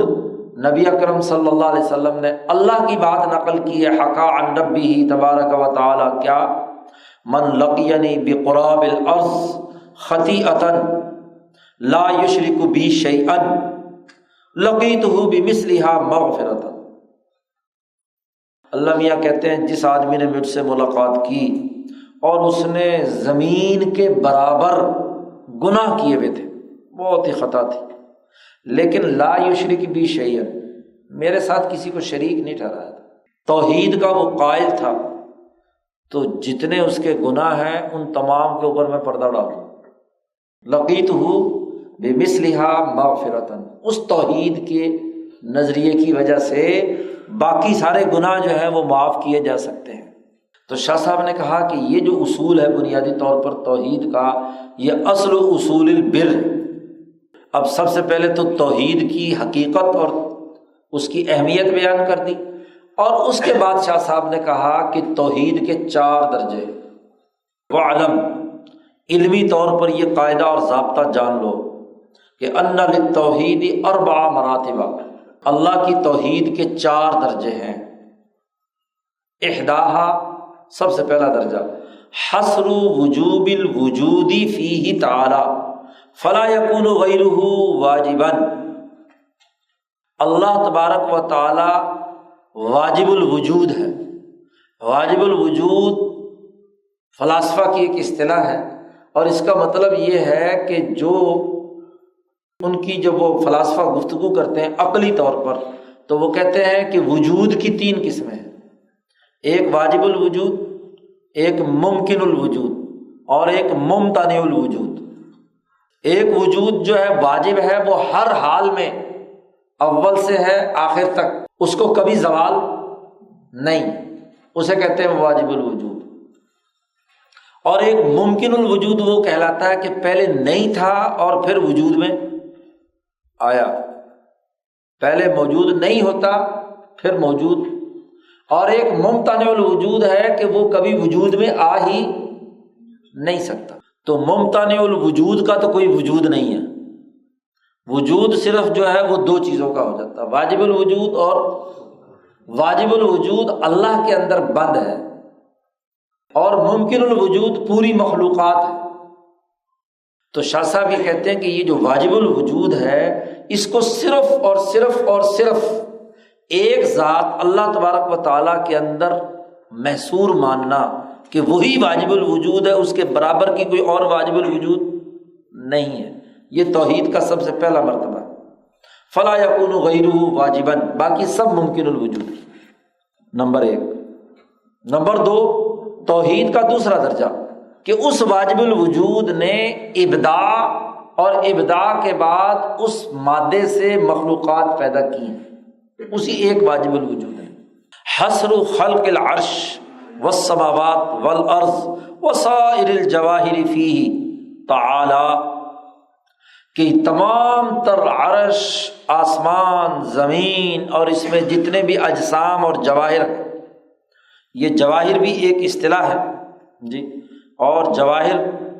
جوہر اور عرض، ہر وہ چیز جو اپنا کوئی حجم رکھتی ہے اس کو کیا کہتے ہیں؟ جوہر۔ اور ایسا جوہر جو مستقل بذات وہ کھڑا ہو، اور ایک ہوتا ہے عرض، تو جتنے رنگ ہیں یہ اعراض شمار ہوتے ہیں، اور جو اپنا ٹھوس وجود بغیر اس عرض کے قائم رکھے ہوئے ہیں، اس کو فلسفیوں اور منطقیوں کی اصطلاح میں کیا کہا جاتا ہے؟ جوہر کہا جاتا ہے۔ تو جتنے بھی جواہر ہیں، جتنے آسمان و زمین ہیں، جتنے عرش و فرش ہیں، تمام کی تمام کو پیدا کرنے والی وہی واجب الوجود ذات ہے۔ شاہ صاحب کہتے ہیں یہ توحید کے دو درجے ہیں۔ وہاتان المرتبتان، اللہ واجب الوجود ہے، اس اللہ واجب الوجود نے یہ ساری مخلوقات پیدا کی ہیں، یہ توحید کے دو درجے ہیں۔ شاہ صاحب کہتے ہیں ہاتان المرتبتان لم تبحث الکتب الالہیہ عنہما ولم یخالف فیہما مشرک العرب ولا الیہود ولا النصارى، اس سے کتب الہیہ براہ راست بحث نہیں کرتی، کیونکہ یہ ایسا فطری اور طبعی ہے کہ دنیا کا ہر انسان، ہر ملت، ہر مذہب اد خود فطری طور پر یہ بات مانتا ہے، عقلی طور پر تسلیم کرتا ہے۔ حتیٰ کہ وہ فلاسفہ یونان جو عقل پرست تھے اور عقل کی بنیاد پر ہی سارے کام کرتے تھے، وہ بھی حکمت الہیہ میں عقلی طور پر تسلیم کرتے ہیں ایک واجب الوجود اور ایک ممکن الوجود، اور یہ ممکن الوجود اس واجب الوجود نے پیدا کیا۔ تو کتب الہیہ میں بحث اس لیے نہیں کی جاتی کہ اس کا کسی سے جھگڑا ہی نہیں ہے، بحث تو ان بار و معاملات میں کیے جائے جن سے اختلاف یا جھگڑا ہو۔ بل القرآن العظیم ناص علی انہما من المقدمات المسلمۃ عندہم، بلکہ قرآن حکیم نے تو اپنی نص قطعی میں یہ بات کہی ہے کہ یہ ایسے مقدمات میں سے ہے جو تمام کے نزدیک تسلیم شدہ ہے۔ قرآن حکیم کی آیت ہے بلا ان سألتہم من خلق السماوات والارض، ان سے اگر پوچھا جائے کہ کس نے آسمان زمین پیدا کیے ہیں، تو بالاتفاق یہ ساری قومیں کہیں گی لَيَقُولُنَّ، ضرور بالضرور یہ کہیں گے کہ خَلَقَهُنَّ الْعَزِيزُ الْعَلِيمُ، عزیز العلیم اللہ نے ہی ان کو پیدا کیا ہے۔ تو آپ دیکھیے کہ ان توحید کے دو درجوں میں کوئی اختلاف کسی فرقے، کسی مذہب، کسی عقل مند انسان کا نہیں ہے، ایسی توحید تو تمام کے ہاں طے شدہ ہے۔ توحید کا ایک تیسرا درجہ ہے حصر تدبیر السماوات والارض وما بینہما فیہ تعالی، کہ آسمان و زمین کی جتنی مخلوقات وجود میں آ چکی ہیں، ان تمام تر مخلوقات کا جو سسٹم ہے وہ ذات باری تعالیٰ ہی چلا رہی ہیں۔ یہ توحید کا تیسرا درجہ ہے کہ کائنات ایک سسٹم کے تحت چل رہی ہے، اور اس سسٹم کے ہر جز، ہر پہلو کو براہ راست اس سسٹم کو چلانے والی ذات اللہ وحدہ لا شریک کی ہے۔ اور چوتھا توحید کا درجہ یہ ہے کہ انہ لا یستحق غیرہ العبادہ۔ جب توحید کے 3 درجے ثابت ہو گئے کہ ایک ذات واجب الوجود ہے، اس نے ممکن الوجود کو پیدا کیا ہے اور اس پیدا شدہ کے درمیان ایک عالمگیر نظام قائم کیا ہوا ہے، یہ 3 توحید کے درجے اس بات کا تقاضا کرتے ہیں کہ پھر غلامی اور عبادت کس کی جائے؟ اسی ایک کی جائے، کیونکہ جب ہر مخلوق تک براہ راست اس کے سسٹم کی رسائی ہے، لا یعزب عنہ مثقال ذرۃ، ایک ذرے کے برابر بھی کوئی چیز اس کی نظروں سے اوجھل نہیں ہے، تو پھر تقاضا کیا بنتا ہے کہ ہر انسان غلامی صرف اور صرف اسی کی کرے، باقی درمیان میں جتنے بھی ہیں وہ تو واسطہ ہیں، ان کی غلامی اختیار نہیں کی جا سکتی۔ تو یہ تقاضا ہے لا یستحق غیرہ العبادہ۔ شاہ صاحب کہتے ہیں کہ یہ جو توحید کے آخری 2 درجے جو بیان کیے ہیں،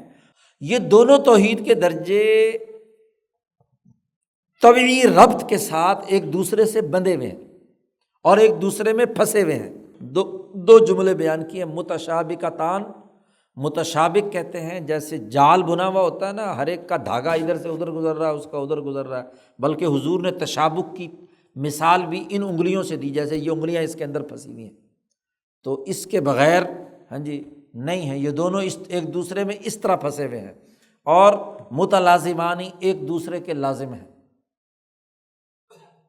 کہ سسٹم اور عبادت سسٹم کے ساتھ جڑی ہوئی ہے، اور عبادت کے ساتھ سسٹم جڑا ہوا ہے، غلامی کے ساتھ سسٹم جڑا ہوا ہے۔ کوئی غلام بغیر سسٹم کے نہیں ہو سکتا، اور کوئی سسٹم بغیر غلامی کے یا عبادت کے۔ عبادت یا غلامی کیا ہے کہ سسٹم جو کچھ اس پر عائد کر رہا ہے اس کو پورا کرنا، یہ عبادت ہے۔ یعنی سسٹم ہی کوئی فرائض آپ پر عائد کرے گا نا، اگر افراد ہی نہیں ہیں جنہوں نے اس پر عمل درآمد کرنا ہے تو پھر سسٹم کیا ہے؟ وہ خلا میں ہے۔ تو شاہ صاحب نے کہا دونوں چیزیں ایک دوسرے کے ساتھ کیا ہے؟ آخری مربوط۔ شاہ صاحب کہتے ہیں کہ یہ جو تیسرا اور چوتھا درجہ توحید کا اصل جھگڑے کا باعث یہ ہے، پہلے 2 درجوں پر تو کل انسانوں کا اتفاق ہے، دنیا کا کوئی مشرک پہلے 2 درجوں کا انکار نہیں کرتا۔ جھگڑا یا اختلاف پیدا ہوتا ہے توحید کے آخری 2 درجوں کے بارے میں، کہ کیا یہ نظام ہے اور اس نظام کو اللہ ہی چلا رہا ہے، یا اللہ میاں نے کچھ عہدے دار بنائے تھے اور وہ اتنے طاقتور ہو گئے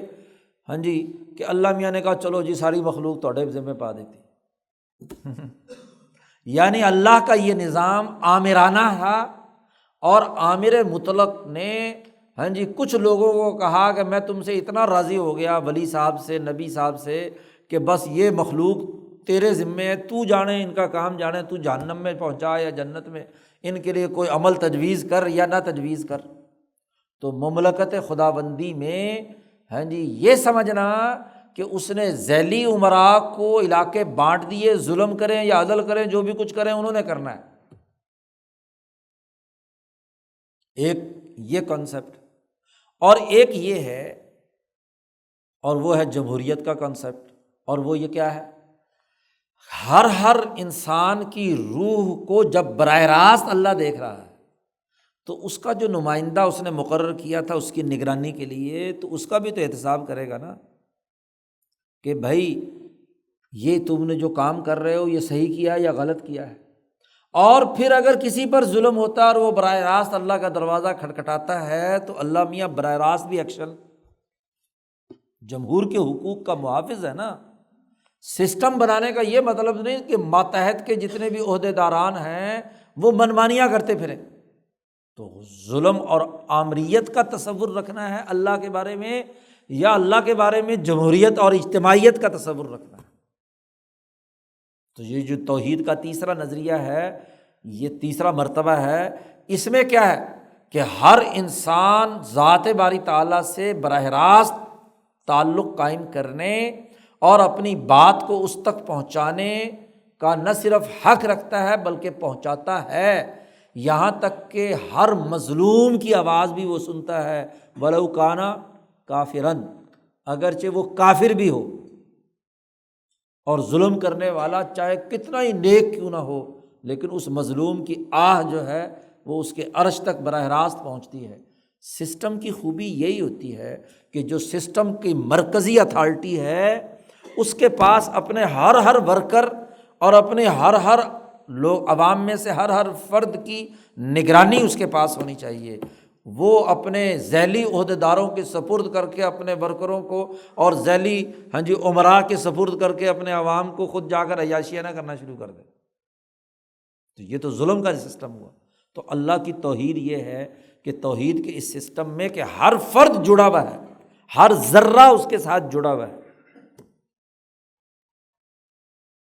اور جب ایسی بات ہے تو اب ہر آدمی کو جب یہ پتہ ہے کہ میرے ساتھ اس کا جڑا ہوا تعلق ہے، تو عبادت کس کی کرے گا؟ وہ درمیان میں کسی عہدیدار کی نہیں کرے گا، درمیان میں جو کوئی ذیلی نظم کے لوگ ہیں ان کی غلامی نہیں اختیار کرے گا، غلامی تو پھر اسی ایک ذات کی ہوگی۔ تو یہ توحید کا نظریہ کتنا اجتماعی اور کتنا جمہوری ہے، یہ نظریہ دین دینا چاہتا ہے۔ اب اس سے جن لوگوں نے اختلاف کیا ہے ان کی بڑی 3 جماعتوں کا تذکرہ کرتے ہیں، اور ان تینوں کے جو شکوک و شبہات تھے قرآن نے ان کا رد کیا ہے۔ الفوز الکبیر جن لوگوں نے سنی ہے تو اس کے اندر بھی یہ بحث آئی ہے۔ شاہ صاحب کہتے ہیں معظمہم 3 فرق، یہ جو توحید کے آخری 2 درجوں سے اختلاف رکھنے والے جو بڑے بڑے فرقے یا گروہ اور جماعتیں ہیں وہ 3 ہیں۔ النجامون، علم نجوم پر یقین رکھنے والے نجومی، ذہبوا، وہ اس طرف گئے ہیں کہ نجوم یعنی ستارے عبادت کے مستحق ہیں، سورج کی کرو، چاند کی کرو، ستاروں کی کرو، اور اس کی عبادت نفع دیتی ہے دنیا میں، اور ان ستاروں سے جو چیز مانگی جائے تو وہ حاجات کو بھی پورا کرتے ہیں۔ وہ یہ لوگ یہ کہتے ہیں علم نجوم کے ماہرین کہ قد تحققنا، ہم نے بڑی تحقیق کی ہے کہ فلاں ستارہ جب طلوع ہوتا ہے نا تو کرۂ ارض پر فلاں نحوست کے اثرات ضرور پڑتے ہیں۔ ہر دفعہ سینکڑوں دفعہ کا ہمارا تجربہ ہے، ان لہا اثرا عظیما فی الحوادث الیومیہ، دنیا کے تمام کاموں کے سلسلے میں وہ بڑا کردار ادا کرتا ہے۔ مثلا سب کو پتہ ہے کہ سورج کی گردش کی وجہ سے دن رات بن رہے ہیں، سورج کی یہ تاثیر تو ہے نا، اس میں کسی تحقیق کی بھی ضرورت نہیں ہے۔ تو سورج دن رات بنا رہا ہے تو کیوں نہ سورج کی پرستش کرے۔ ایسے ہی انہوں نے کہا سعادت المرء و شقاوتہ و صحتہ و سقمہ، مرد کی نیک بختی اور بد بختی، اس کی صحت اور بیماری۔ ہم نے دیکھا جب فلانا ستارہ طلوع ہوتا ہے تو لوگ بیمار پڑ جاتے ہیں، ان کے ذائچے میں جو ستارہ جس خانے میں آتا ہے تو ان کے اوپر اس کے اثرات مرتب ہوتے ہیں، اچھے یا برے۔ تو سینکڑوں دفعہ یہ تجربہ ہمارا ہوا ہے، تو اب ضرور یہ ستارے مؤثر ہیں، مؤثر بذات ہیں، اس لیے وَأَنَّ لَهَا نُفُوسٌ مُجَرَّدَةٌ عَاقِلَةٌ تَبْعَثُهَا عَلَى الْحَرْكَةِ، اور وہ یہ بھی کہتے ہیں کہ یہ ستارے ان کو صرف مٹی کا کوئی گولا یا وہ نہ سمجھ لیں مادے کا، ان کے اندر عقل رکھنے والا ایک نفس بھی کار فرما ہے، کیونکہ کوئی بھی چیز جو حرکت پذیر ہے تو حرکت پذیر چیز کا جیسے ایک جسم ہے ایسے اس کی ایک روح بھی ہے، انرجی بھی ہے، وہی اس کو حرکت پر مجبور کر رہی ہے۔ تو جب اس کے اندر عقل رکھنے والی روح موجود ہے، اور وہ جو عقل رکھنے والی روح ہے جب لوگ اس کی عبادت کریں گے تو وہ اپنے ماتحت لوگوں سے غافل نہیں ہوگا، ان کے ساتھ ضرور اچھا معاملہ کرے گا۔ نجومیوں نے اس کے لیے جب یہ علم نجوم وجود میں آیا تو اس کے لیے بڑی بڑی رصد گاہیں بنائیں، حیاکل، بڑے بڑے سٹرکچر کھڑے کیے، اعلیٰ اسمائہا، سورج کے نام کا سٹرکچر کھڑا کیا، سورج کی گردش کا پورا نظام رصدگاہ کے طور پر انہوں نے ہاں جی معلوم کیا کہ ہمارا خدا کیسے چلتا ہے، کیسے اثرات دیتا ہے، کیسے کرتا ہے، کیسے کرتا ہے۔ وَعَبَدُوهَا، اور اس کی عبادت کے طریقے انہوں نے طے کیے کہ جب سورج زمین سے اوپر بلند ہو، اندھیرے کو نکالے اور روشنی آئے، تو بس اس سورج کے سامنے کھڑے ہو کر یوگا کرو۔ سورج جب غروب ہو رہا ہو تو اس وقت اس کی ٹکیا کے سامنے کھڑے ہو کر کیا ہے، عبادت کرو۔ سورج بالکل درمیان میں ہو رہا ہو تو اس وقت بھی کیا ہے، سورج سے کچھ خاص قسم کی شعاعیں نکلتی ہیں، انرجی نکلتی ہے۔ تو جتنے ان کے مراقبہ کرنے والے ہندوؤں کے اور مسخ شدہ ہندوازم جو ہے یا علم نجوم کے ماہرین ہیں، وہ اس وقت کھڑے ہو کر سورج سے نکلنے والی جو ریزز ہیں ان کا مراقبہ کرتے ہیں۔ اس سے ایک نئی توانائی ظاہر ہوتی ہے۔ آج خدا نے بڑی توانائی دے دی، نور تڑکے کا ویلا ہے، اس لیے اس نے نئی توانائی دے دی، نیا نتیجہ پیدا ہو گیا۔ دوپہر کو اور نتیجہ پیدا ہوتا ہے، رات غروب کے وقت۔ تو سورج کے 4 اوقات، ہاں جی، اگر ان کا تحقیق و تجزیہ کیا جائے تو ان 4 اوقات میں سورج سے نئی شعاعیں اور نئی توانائی، نئی ریڈیشن خارج ہوتی ہے۔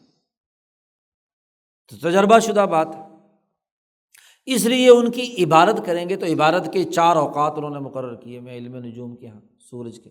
یا اسی طریقے سے چاند کی چاندنی، ہاں جی، چاند جب 14ویں کا ہو، اس کی چاندنی بکھری ہوئی ہو تو اس وقت گویا کہ فل مون جو ہے وہ عبادت کا بڑا اچھا دن ہوتا تھا۔ اسی لیے آپ نے یہ جو تعویذ گنڈے لکھنے والے ہیں، ہاں جی، انہوں نے بھی 9 چندی کا چاند، ہاں جی، 9 چندی، کوئی 1 چندی، پتہ نہیں کتنی چندیاں ہیں، ہاں جی، اس کے مطابق اس وقت فلانا تعویذ لکھا جائے تو بس وہ ایسے تیر بہدف اثر کرتا ہے۔ تو یہ سب علم نجوم کے اثرات ہیں۔ ایسے ہی انہوں نے علم نجوم کا وہ اثر دیکھا کہ جس اثر کے نتیجے میں کسی فصل میں مٹھاس پیدا ہوتی ہے، کوئی فصل سورج کی گرمی سے پکتی ہے، ہاں جی، موسم بہار میں، اسی طرح کا دوسرے موسموں میں مختلف موسموں کے تبدیلی ہونے سے، تو انہوں نے اس کے ساتھ کوئی نہ کوئی میلہ ٹھیلا، کوئی نہ کوئی عبادت، ہاں جی، اس سورج کی، چاند کی، اس کے ساتھ اٹیچمنٹ کر دی۔ تو ایک تو یہ۔ اب اگر شاہ صاحب کے پورے فلسفے پر غور و فکر کیا جائے تو یہ بات صحیح ہے کہ ان تمام سیارات کی کچھ تاثیرات ہیں جو زمین پر پڑ رہی ہیں، جی، سورج کی، چاند کی تمام تاثیرات،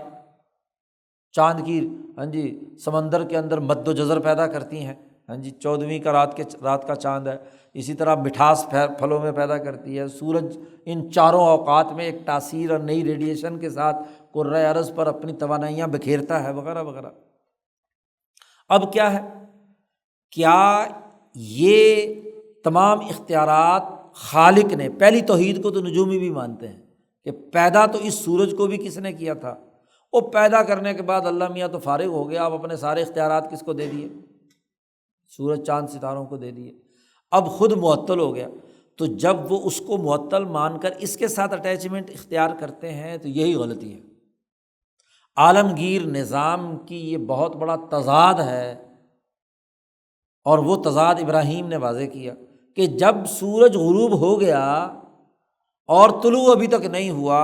اور خدا اگر یہی ہے تو اس وقت تو سورج کی حکمرانی نہیں ہے، پھر بندے کیسے زندہ ہیں؟ جی،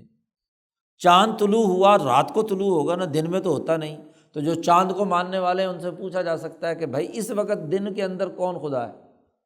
کس کی عبادت کرنی چاہیے؟ کیسا عجیب خدا ہے کہ ایک وقت میں آتا ہے اور ایک وقت میں غائب ہو جاتا ہے، جبکہ ہم 24 گھنٹے موجود ہیں۔ تو عقل کو دعوت دے کر ابراہیم نے کہا کہ بھئی یہ کیا بات ہے، یہ ایک وقت تک کی تاثیر پیدا کرنے والے اس حکم کے بندے ہیں، اللہ کے حکم کے بندے ہیں، یہ بھی بندے ہیں، ان کی عبادت نہیں کی جا سکتی۔ ان سے اگر کوئی استفادہ ہم کر رہے ہیں تو یہ استفادہ مدد و تعاون کائنات کی تمام چیزوں کا ایک دوسرے کے ساتھ ہے۔ کرۂ ارض پر اس کی توانائی ہے تو کرۂ ارض کی بھی تو ریڈیشن سورج کو کیا ہے، کوئی نہ کوئی توانائی دے رہی ہے۔ تو یہ تو ایک دوسرے کا لین دین کا معاملہ ہے، اس کو خدا کیسے کہا جا سکتا ہے؟ اگر آپ بتلاؤ کہ اس نظام شمسی میں سے ایک سیارہ بھی سلپ ہو جائے تو اس کا توازن جو ہے گھومنے کا، وہ سارا کا سارا کیا ہے، خراب ہو جائے گا کہ نہیں؟ کرۂ ارض ہی کو اگر نکال کر الگ پھینک دیا جائے اور صرف سورج صحابی اپنے باقی سیاروں کے ساتھ، تو جو بیلنس ہے اس کا ختم ہو گیا۔ جب بیلنس ختم ہو گیا تو گردش کیسی؟ سب ایک دوسرے کے ساتھ ایک نظام میں جڑے ہوئے ہیں۔ تو جو ایک دوسرے کے ساتھ جڑنے کی وجہ سے اپنا وجود برقرار رکھے ہوئے ہے تو وہ خدا کیسے ہو گیا؟ تو یہ جو نجومیوں کا عقیدہ ہے یا تصور ہے، یہ دوسری توحید اور تیسری توحید یعنی سسٹم کی غلطی ہے، سسٹم کے طور پر نہ سمجھنا ہے، اور جب سسٹم کے طور پر نہ سمجھنا ہے تو اسی کے نتیجے میں کیا ہے، اس کی آمریت کی وجہ سے اس کی غلامی اختیار کرنے کے لیے تیار ہیں، تیسرے درجے میں، چوتھے درجے میں۔ اسی طرح المشرکون،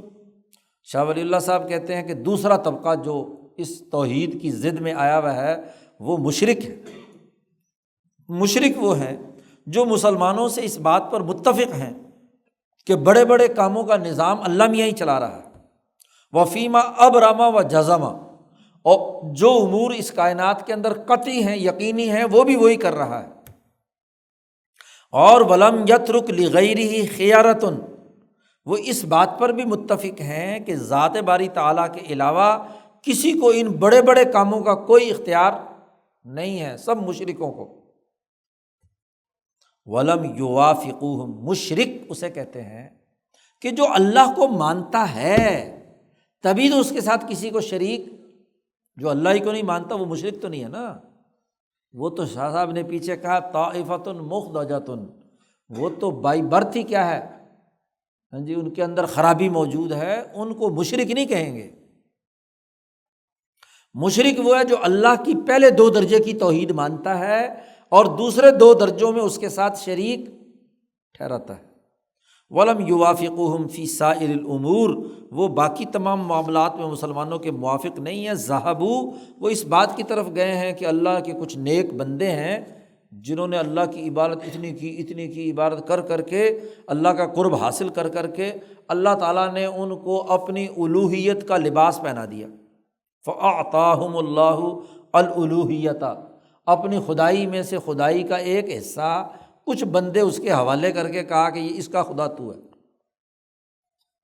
فَاسْتَحَقُّوا الْعِبَادَةَ مِنْ سَائِرِ خَلْقِ اللَّهِ، پھر وہ عبادت کے مستحق ہیں باقی تمام مخلوقات میں، جیسا کہ مالک الملک، وہ کہتے جیسے شہنشاہ مطلق کوئی ہو اور اس کا کوئی بندہ اس کی خدمت کرتے کرتے اونچے درجے میں چلا جائے، بہت اچھی خدمت کرے، اور پھر اس کے بعد وہ کسی علاقے کی حکمرانی اس کو سونپ دے کہ لو یہ اتنا علاقہ تیرا ہے، تو اس پر حکمرانی کر، اور وہاں کے تمام اس شہر یا اس علاقے کے جتنے امور ہیں اس کا نظم و نسق اور اس کا سسٹم اس کے سپرد کر کے خود فارغ ہو جائے۔ تو دنیا میں انسان اسی طرح کرتے ہیں آمریت کے ماحول میں۔ فَيَسْتَحِقُّ السَّمْعَ وَالطَّاعَةَ مِنْ أَهْلِ ذَلِكَ الْبَلَدِ، اب وہ تمام شہر والے اس جو گورنر صاحب مقرر کیے گئے ہیں جن کو ملکیت پہ وہ دے دیا گیا ہے، ہاں جی، تو وہ جو چاہے مرضی کریں، اب انہی کی سننی پڑے گی، انہی کی ماننی پڑے گی، انہی کی اطاعت کرنی پڑے گی۔ وقالو، اور یہ مشرک لوگ یہ کہتے ہیں لا تقبل عبادت اللہ، اور پھر وہ جو شہنشاہ مطلق اللہ تعالیٰ اس کی عبادت قابل قبول نہیں ہے جب تک ہم ان کے گورنر، مقرر شدہ گورنروں کی عبادت نہیں کریں گے، ہاں جی، مذمومۃ بعبادتہم بل الحق فی غایۃ التعالی، بلکہ حق بات اللہ کی سربلندی کی یہی ہے کہ اس کے مقرر کیے ہوئے بندے کی بھی کیا غلامی کی جائے۔ فلا تفید عبادتہ تقربا منہ، اگر ہم ڈائریکٹ اوپر کے بادشاہ کی عبادت کریں گے تو ڈائریکٹ تو پہنچے گی بھی نہیں وہاں، ہاں جی، تو وہ اس کے لیے واسطہ، سفارشی واسطہ ہونا چاہیے۔ تو جہاں سسٹم خراب ہوتے ہیں وہاں سفارشی کلچر ہوتا ہے کہ نیچے کے افسر کو جب تک پہیے نہ لگائے جائیں تو وہ آگے درخواست بھی نہیں پہنچاتا، تو اس لیے ہم پہیے لگانے کے لیے اس کی غلامی کرتے ہیں، خوشامد کرتے ہیں۔ بل لا بد من عبادت ہؤلاء، تو وہ کہتے ہیں کہ یہ ظلم کے نظام کا تقاضا ہے کہ ہم ان کی غلامی اختیار کریں تاکہ لیقربوا الی اللہ زلفیٰ، ہماری خفیہ رپورٹ اچھی لکھیں۔ وقالو، اور وہ یہ کہتے ہیں کہ یہ جو اللہ نے جن کو الوہیت کے اختیارات دیے ہیں نا پیروں فقیروں کو، یسمعون، یہ سنتے بھی ہیں، یہ دیکھتے بھی ہیں، یہ اپنے غلاموں کی سفارش بھی کرتے ہیں، یہ اتنے بے دیدے نہیں ہیں کہ ان کی خوشامد کی جائے اور یہ سفارش نہ کریں۔ وَيُدَبِّرُونَ أُمُورَهُمْ، یہ ان کے تمام امور کا سسٹم بھی چلاتے ہیں، ان کی مدد بھی کرتے ہیں، لہٰذا ان کی بھی غلامی اور ان کی بھی عبادت چاپلوسی کرنے کی ضرورت ہے۔ اب شروع کے زمانے میں تو وہ عبادت گزار بندوں کو عبادت گزار سمجھتے تھے، اور وہ جب تک موجود رہے، جب وہ چلے گئے تو اب انہوں نے ان کی یاد میں کہ ان لوگوں نے ہمارے ساتھ یہ کام کیا تھا، تو ان کی یاد میں پہلے تو تصویریں بنائیں، لیکن تصویریں بارش برستی تھی اور دھل جاتی تھی۔ پھر انہوں نے کیا کیا، ان کے نام کے انہوں نے کہا پتھر پکا سا بناؤ اس کی تصویر کے مطابق، جسے بارش اور دھوپ بھی کوئی نقصان نہ پہنچا سکے۔ تو اسی پیر اور اسی بزرگ اور اسی عبادت گزار کی طرح کے پتھر کے بت بنا لیے، نحتوا علی اسماءہم احجارا، اور اس کو زیادہ پہلے زور لگایا لوگوں نے کہ بھی یہ کیا کر رہے ہیں، انہوں نے کہا نہیں نہیں یہ پتھر تو نہیں ہے، یہ تو ہم بطور قبلے کے رکھتے ہیں سامنے، تاکہ اس کے ذریعے سے اس بزرگ کی روح سے رابطہ پیدا کریں، اس بزرگ کی روح سے رابطہ پیدا کریں عند توجہہم ہؤلاء۔ لیکن بعد والے جو آئے ان کی اگلی نسل، انہوں نے کہا کہ ہمارے ابا جان تو اس پتھر کے سامنے سجدہ ریز ہوتے تھے، تو وہ اصل بزرگ تو بھول بھال گیا، وہ پتھر اصل بن گیا، اور وہی پکا ان کا لات و منات اور عزا وغیرہ وغیرہ جو ہیں وہ ہو گئے۔ فخلف من بعدہم خلف، نالائق لوگ آگے آئے، وہ فرق نہیں سمجھ سکے پتھر میں اور اس پتھر کے ذریعے سے جو اس کی روح سے رابطہ کرنے کا عمل تھا۔ وبین من ہی علی صورتہ، انہوں نے سمجھا کہ یہ اصل یہی خدا ہے، انہی کی پوجا کرو۔ اس لیے ولذالک رد اللہ تعالیٰ علیہم تارۃ بالتنبیہ، اللہ تبارک و تعالیٰ کبھی تو ان کی رد کرتا ہے اس بنیاد پر کہ دیکھو حکم اور بادشاہی صرف اور صرف اللہ کی ہے، ان ذیلی قسم کے جو نیک لوگ مقرر کیے گئے ہیں ان کی نہیں ہے۔ اور کبھی یہ بات بیان کرتا ہے کہ یہ تم جمادات کی، پتھروں کی عبادت کرتے ہو، تمہیں شرم نہیں آتی؟ تو اصل میں یہ دو طرح کے آدمیوں سے مخاطب ہوتا ہے قرآن کی یہ گفتگو۔ پہلی جو گفتگو ہے وہ ان لوگوں کے لیے ہے جو ان بتوں کے پیچھے جن ارواح کو مقدس سمجھتے تھے کہ ان کو اللہ نے کچھ اختیارات دیے ہیں، تو وہ اس گفتگو اس تناظر میں ہے۔ اور وہ جو بعد والے آئے تھے دو چار نسلوں کے بعد، جنہوں نے پتھروں کو ہی اب اصل سمجھ لیا تھا، تو ان کے لیے وہ دوسری گفتگو ہے۔ قرآن کہتا الہم ارجل یمشون بہا، یہ جو پتھر کے بت تم نے کھڑے کیے ہوئے ہیں، کیا ان کے پاؤں ہیں کہ چلیں؟ ام لہم ایدی یبطشون بہا، کیا ان کے ہاتھ ہیں جس سے یہ پکڑ سکیں؟ ام لہم اعین یبصرون بہا، کیا ان کی آنکھیں ہیں کہ یہ دیکھ سکیں؟ ام لہم آذان یسمعون بہا، کیا ان کے کان ہیں کہ یہ سن سکیں؟ جب یہ سن نہیں سکتے، دیکھ نہیں سکتے، پکڑ نہیں سکتے، چل نہیں سکتے، تو تمہارے کس کام کے؟ کیسے خدا مانتے؟ یہ وہ جو تیسری چوتھی نسل جس نے اصل پتھروں کو خدا بنا لیا تھا، ان کی عبادت کرنے لگ گئے تھے، یہ ان کے اوپر دلیل فٹ بیٹھتی۔ تو دوسرا طبقہ کون ہے؟ مشرکین کا۔ اور شرک کیوں پیدا ہوا اور کیسے پیدا ہوا، اس کا پروسیس بھی شاہ صاحب نے بیان کر دیا۔ تیسرا طبقہ جو ہے وہ عیسائیوں کا ہے، والنصارى، نصارہ نے کیا کام کیا؟ ذهبوا الى ان للمسیح علیہ السلام قربا من اللہ، وہ اس طرف گئے کہ جی اللہ تبارک و تعالیٰ کے یہ بڑے عجیب اور بزرگ بندے تھے حضرت مسیح علیہ السلام، ان کو اللہ کا بہت ہی قرب حاصل ہو گیا۔ وعلوا علی الخلائق، اتنا قرب حاصل ہوا کہ یہ جو مسیح ہیں یہ ساری مخلوق سے بہت ہی بلند شخصیت بن گئی۔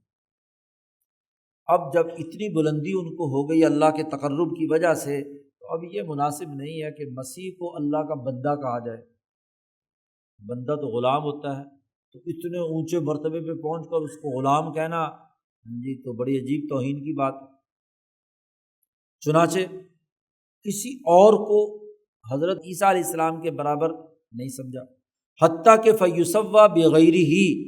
لأن ھذا سوء ادب معہ، اس لیے انہوں نے کہا یہ تو بڑی بدتمیزی کی بات ہے کہ اتنا اونچے درجے کا آدمی عبادت کر کر کے اس کو یہ کہنا کہ یہ اللہ کا بندہ ہے۔ وإہمال لقربہ من اللہ، اور اللہ سے جو اس کو قرب حاصل ہے اس کو مہمل اور اس کو نظر انداز کر دینا ہے۔ پہلے درجے میں تو یہ بات ہے کہ انہوں نے حضرت مسیح کو خوب چڑھایا، اور ویسے بھی چونکہ اللہ نے ان کا مرتبہ بلند کیا تھا، تو اس بلندی کا عقیدت بڑھتے بڑھتے بڑھتے اس درجے میں پہنچ گئی کہ وہ اس کو بندے کے دائرے سے خارج کر دیا۔ اچھا وہ نسل مری تو اگلی نسل عیسائیوں کی آ گئی، انہوں نے کہا کہ اچھا یہ اتنا اونچے درجے کا ہے، تو وہ ہمارے آباء و اجداد اس طرح کہتے تھے۔ انہوں نے کہا ضرور اونچے درجے کا، تو یہ اللہ کا بیٹا ہی ہوگا۔ انہوں نے درجے کو تھوڑا سا، کیونکہ آدمی ہاں جی جس سے تقرب کرتا ہے، پیار کرتا ہے، تو ان کی پست ذہنیتوں میں یہی ہوتا ہے کہ آدمی اپنے بیٹے سے ہی پیار کر سکتا ہے نا، باقیوں سے تو کون کرتا ہے۔ تو ضرور مسیح اتنا اونچا جو گیا ہے وہ اس لیے گیا ہے کہ یہ اللہ کا بیٹا ہے۔ نظراً اس بات کو دیکھتے ہوئے کہ ان الاب یرحم الابن، باپ اپنے بیٹے پر شفقت کا اظہار کرتا ہے اور اس کی اپنی نظروں کے سامنے تربیت کرتا ہے۔ تو جو عیسیٰ کی تربیت کر کے اتنا اونچا مقام مل گیا تو ضرور یہ کوئی اللہ کا بیٹا ہی ہوگا۔ اور وہ ہوا فوق العبید، عام طور پر جو مالک ہوتا ہے اس کا بیٹا تمام نوکروں کا حکمران ہوتا ہے،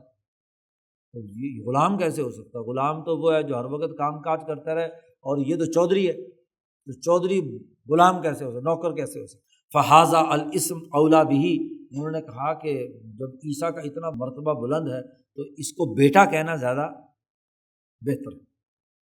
اچھا جی، اب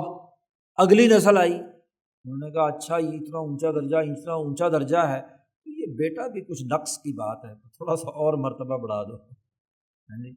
ایسے مرتبے بڑھتے ہیں نا عقیدت کے، پہلے پیر صاحب کے جو پہلے مرید ہوتے ہیں وہ عقیدت کا ایک درجے کا اظہار کرتے ہیں، اس کے بعد جو دوسرے آتے ہیں وہ کہتے ہیں اچھا وہ بڑے والے یہ کر رہے تھے، انہوں نے کہا ایک اور مثالہ لگاؤ، تو وہ عقیدت کا ایک اور مثالہ لگاتے ہیں، اور پھر تیسرا آتا ہے تو وہ اپنا مثالہ چڑھاتا ہے،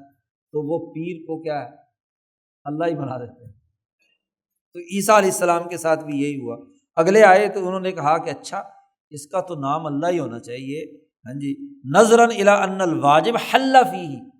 انہوں نے کہا کہ اصل میں اللہ اس کے اندر حلول کر گیا تھا، تو جب اللہ اس میں حلول کر گیا تو اللہ ہی ہوا نا، پھر کیا ہوا، ظاہری طور پر جسم ہماری طرح،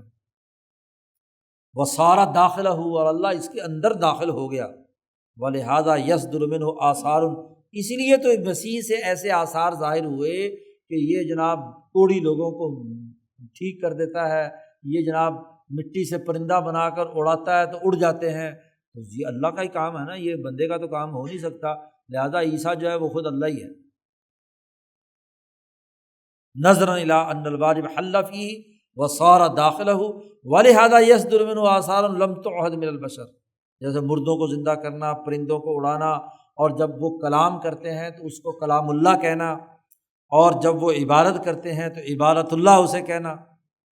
اور اس کے بعد جو اگلے آنے والے تھے اگلی نسل میں، تو فخلف من بعدہم خلف لم یفتنوا لوجہ التسمیہ، انہوں نے اس تسمیہ کے اصل پہلو کو نہیں دیکھا، انہوں نے حقیقت میں بیٹا اور حقیقت میں اس کو واجب باری تعالیٰ بنا لیا۔ اسی کو اللہ پاک نے رد کرتے ہوئے کہا کہ اللہ کا بیٹا کیسے کہتے ہو؟ اللہ نے کبھی تو رد کیا کہ اللہ کی تو کوئی بیوی نہیں ہے، لا صاحبۃ لہ، اور کبھی رد کیا کہ بدیع السماوات والارض، اللہ تعالیٰ تو ابتداً آسمان کو پیدا کرنے والا، زمین کو پیدا کرنے والا، جب ابتداً ہے تو اس کے بعد جتنے بھی احکامات ہیں وہ اسی اللہ ہی کے ہوں گے۔ یہ عیسیٰ کو کیا ہے خدا ماننا، یہ کچھ نہیں۔ بہرحال عیسائیوں کے خلاف جتنی آیات ہیں انہوں نے اسی شرک کو رد کیا ہے۔ شاہ صاحب کہتے ہیں یہ تین فرقے، نجومی، مشرک، تیسرا عیسائی، شاہ صاحب کہتے ہیں یہ تین فرقے لہم دعاوی عریضہ، ان کے لمبے چوڑے جھوٹے سچے دعوے تھے، خرافات کثیرہ،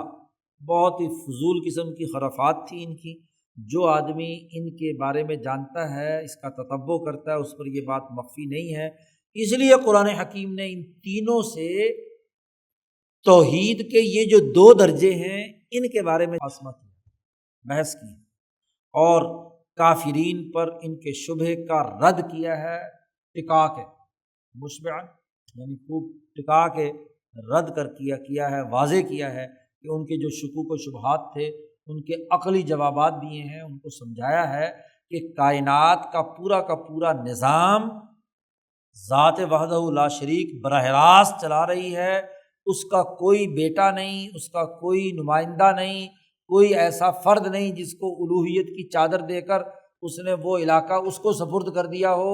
نہیں، اللہ تعالیٰ براہ راست ہر ذرے، ہر انسان، ہر حیوان، ہر چیز کو براہ راست خود دیکھتا ہے۔ جب وہ خود دیکھتا ہے تو پھر ہر چیز کو اسی کی عبادت کرنی ہے۔ قرآن نے دوسری جگہ پر کہا وَإِن مِّن شَيْءٍ إِلَّا يُسَبِّحُ بِحَمْدِهِ وَلَٰكِن لَّا تَفْقَهُونَ تَسْبِيحَهُمْ، کوئی شے ایسی نہیں جو اللہ کی تسبیح نہ کر رہی ہو، تم اس کی تسبیح نہیں جانتے تو الگ بات ہے۔ تو ہر چیز کا جب نظام براہ راست اس کا ہے، اجتماعی نظام ہے، جمہوری نظام ہے، تو ہر جمہور ذرہ اس کا ہے، اس کے لیے لازمی ہے کہ وہ اس کی عبادت کرے۔ یہ ہے توحید کا پہلا بنیادی اساسی اصول۔ اور توحید کی ضد شرک ہے، تو شرک کے بارے میں لوگوں نے بڑے مبالغہ آمیز ادھر کی انتہا یا ادھر کی انتہا بنائی ہوئی تھی، تو شاہ صاحب نے اس شرک کی حقیقت کیا ہے وہ اگلے باب میں بیان کی ہے، انشاءاللہ آئندہ پڑھیں گے۔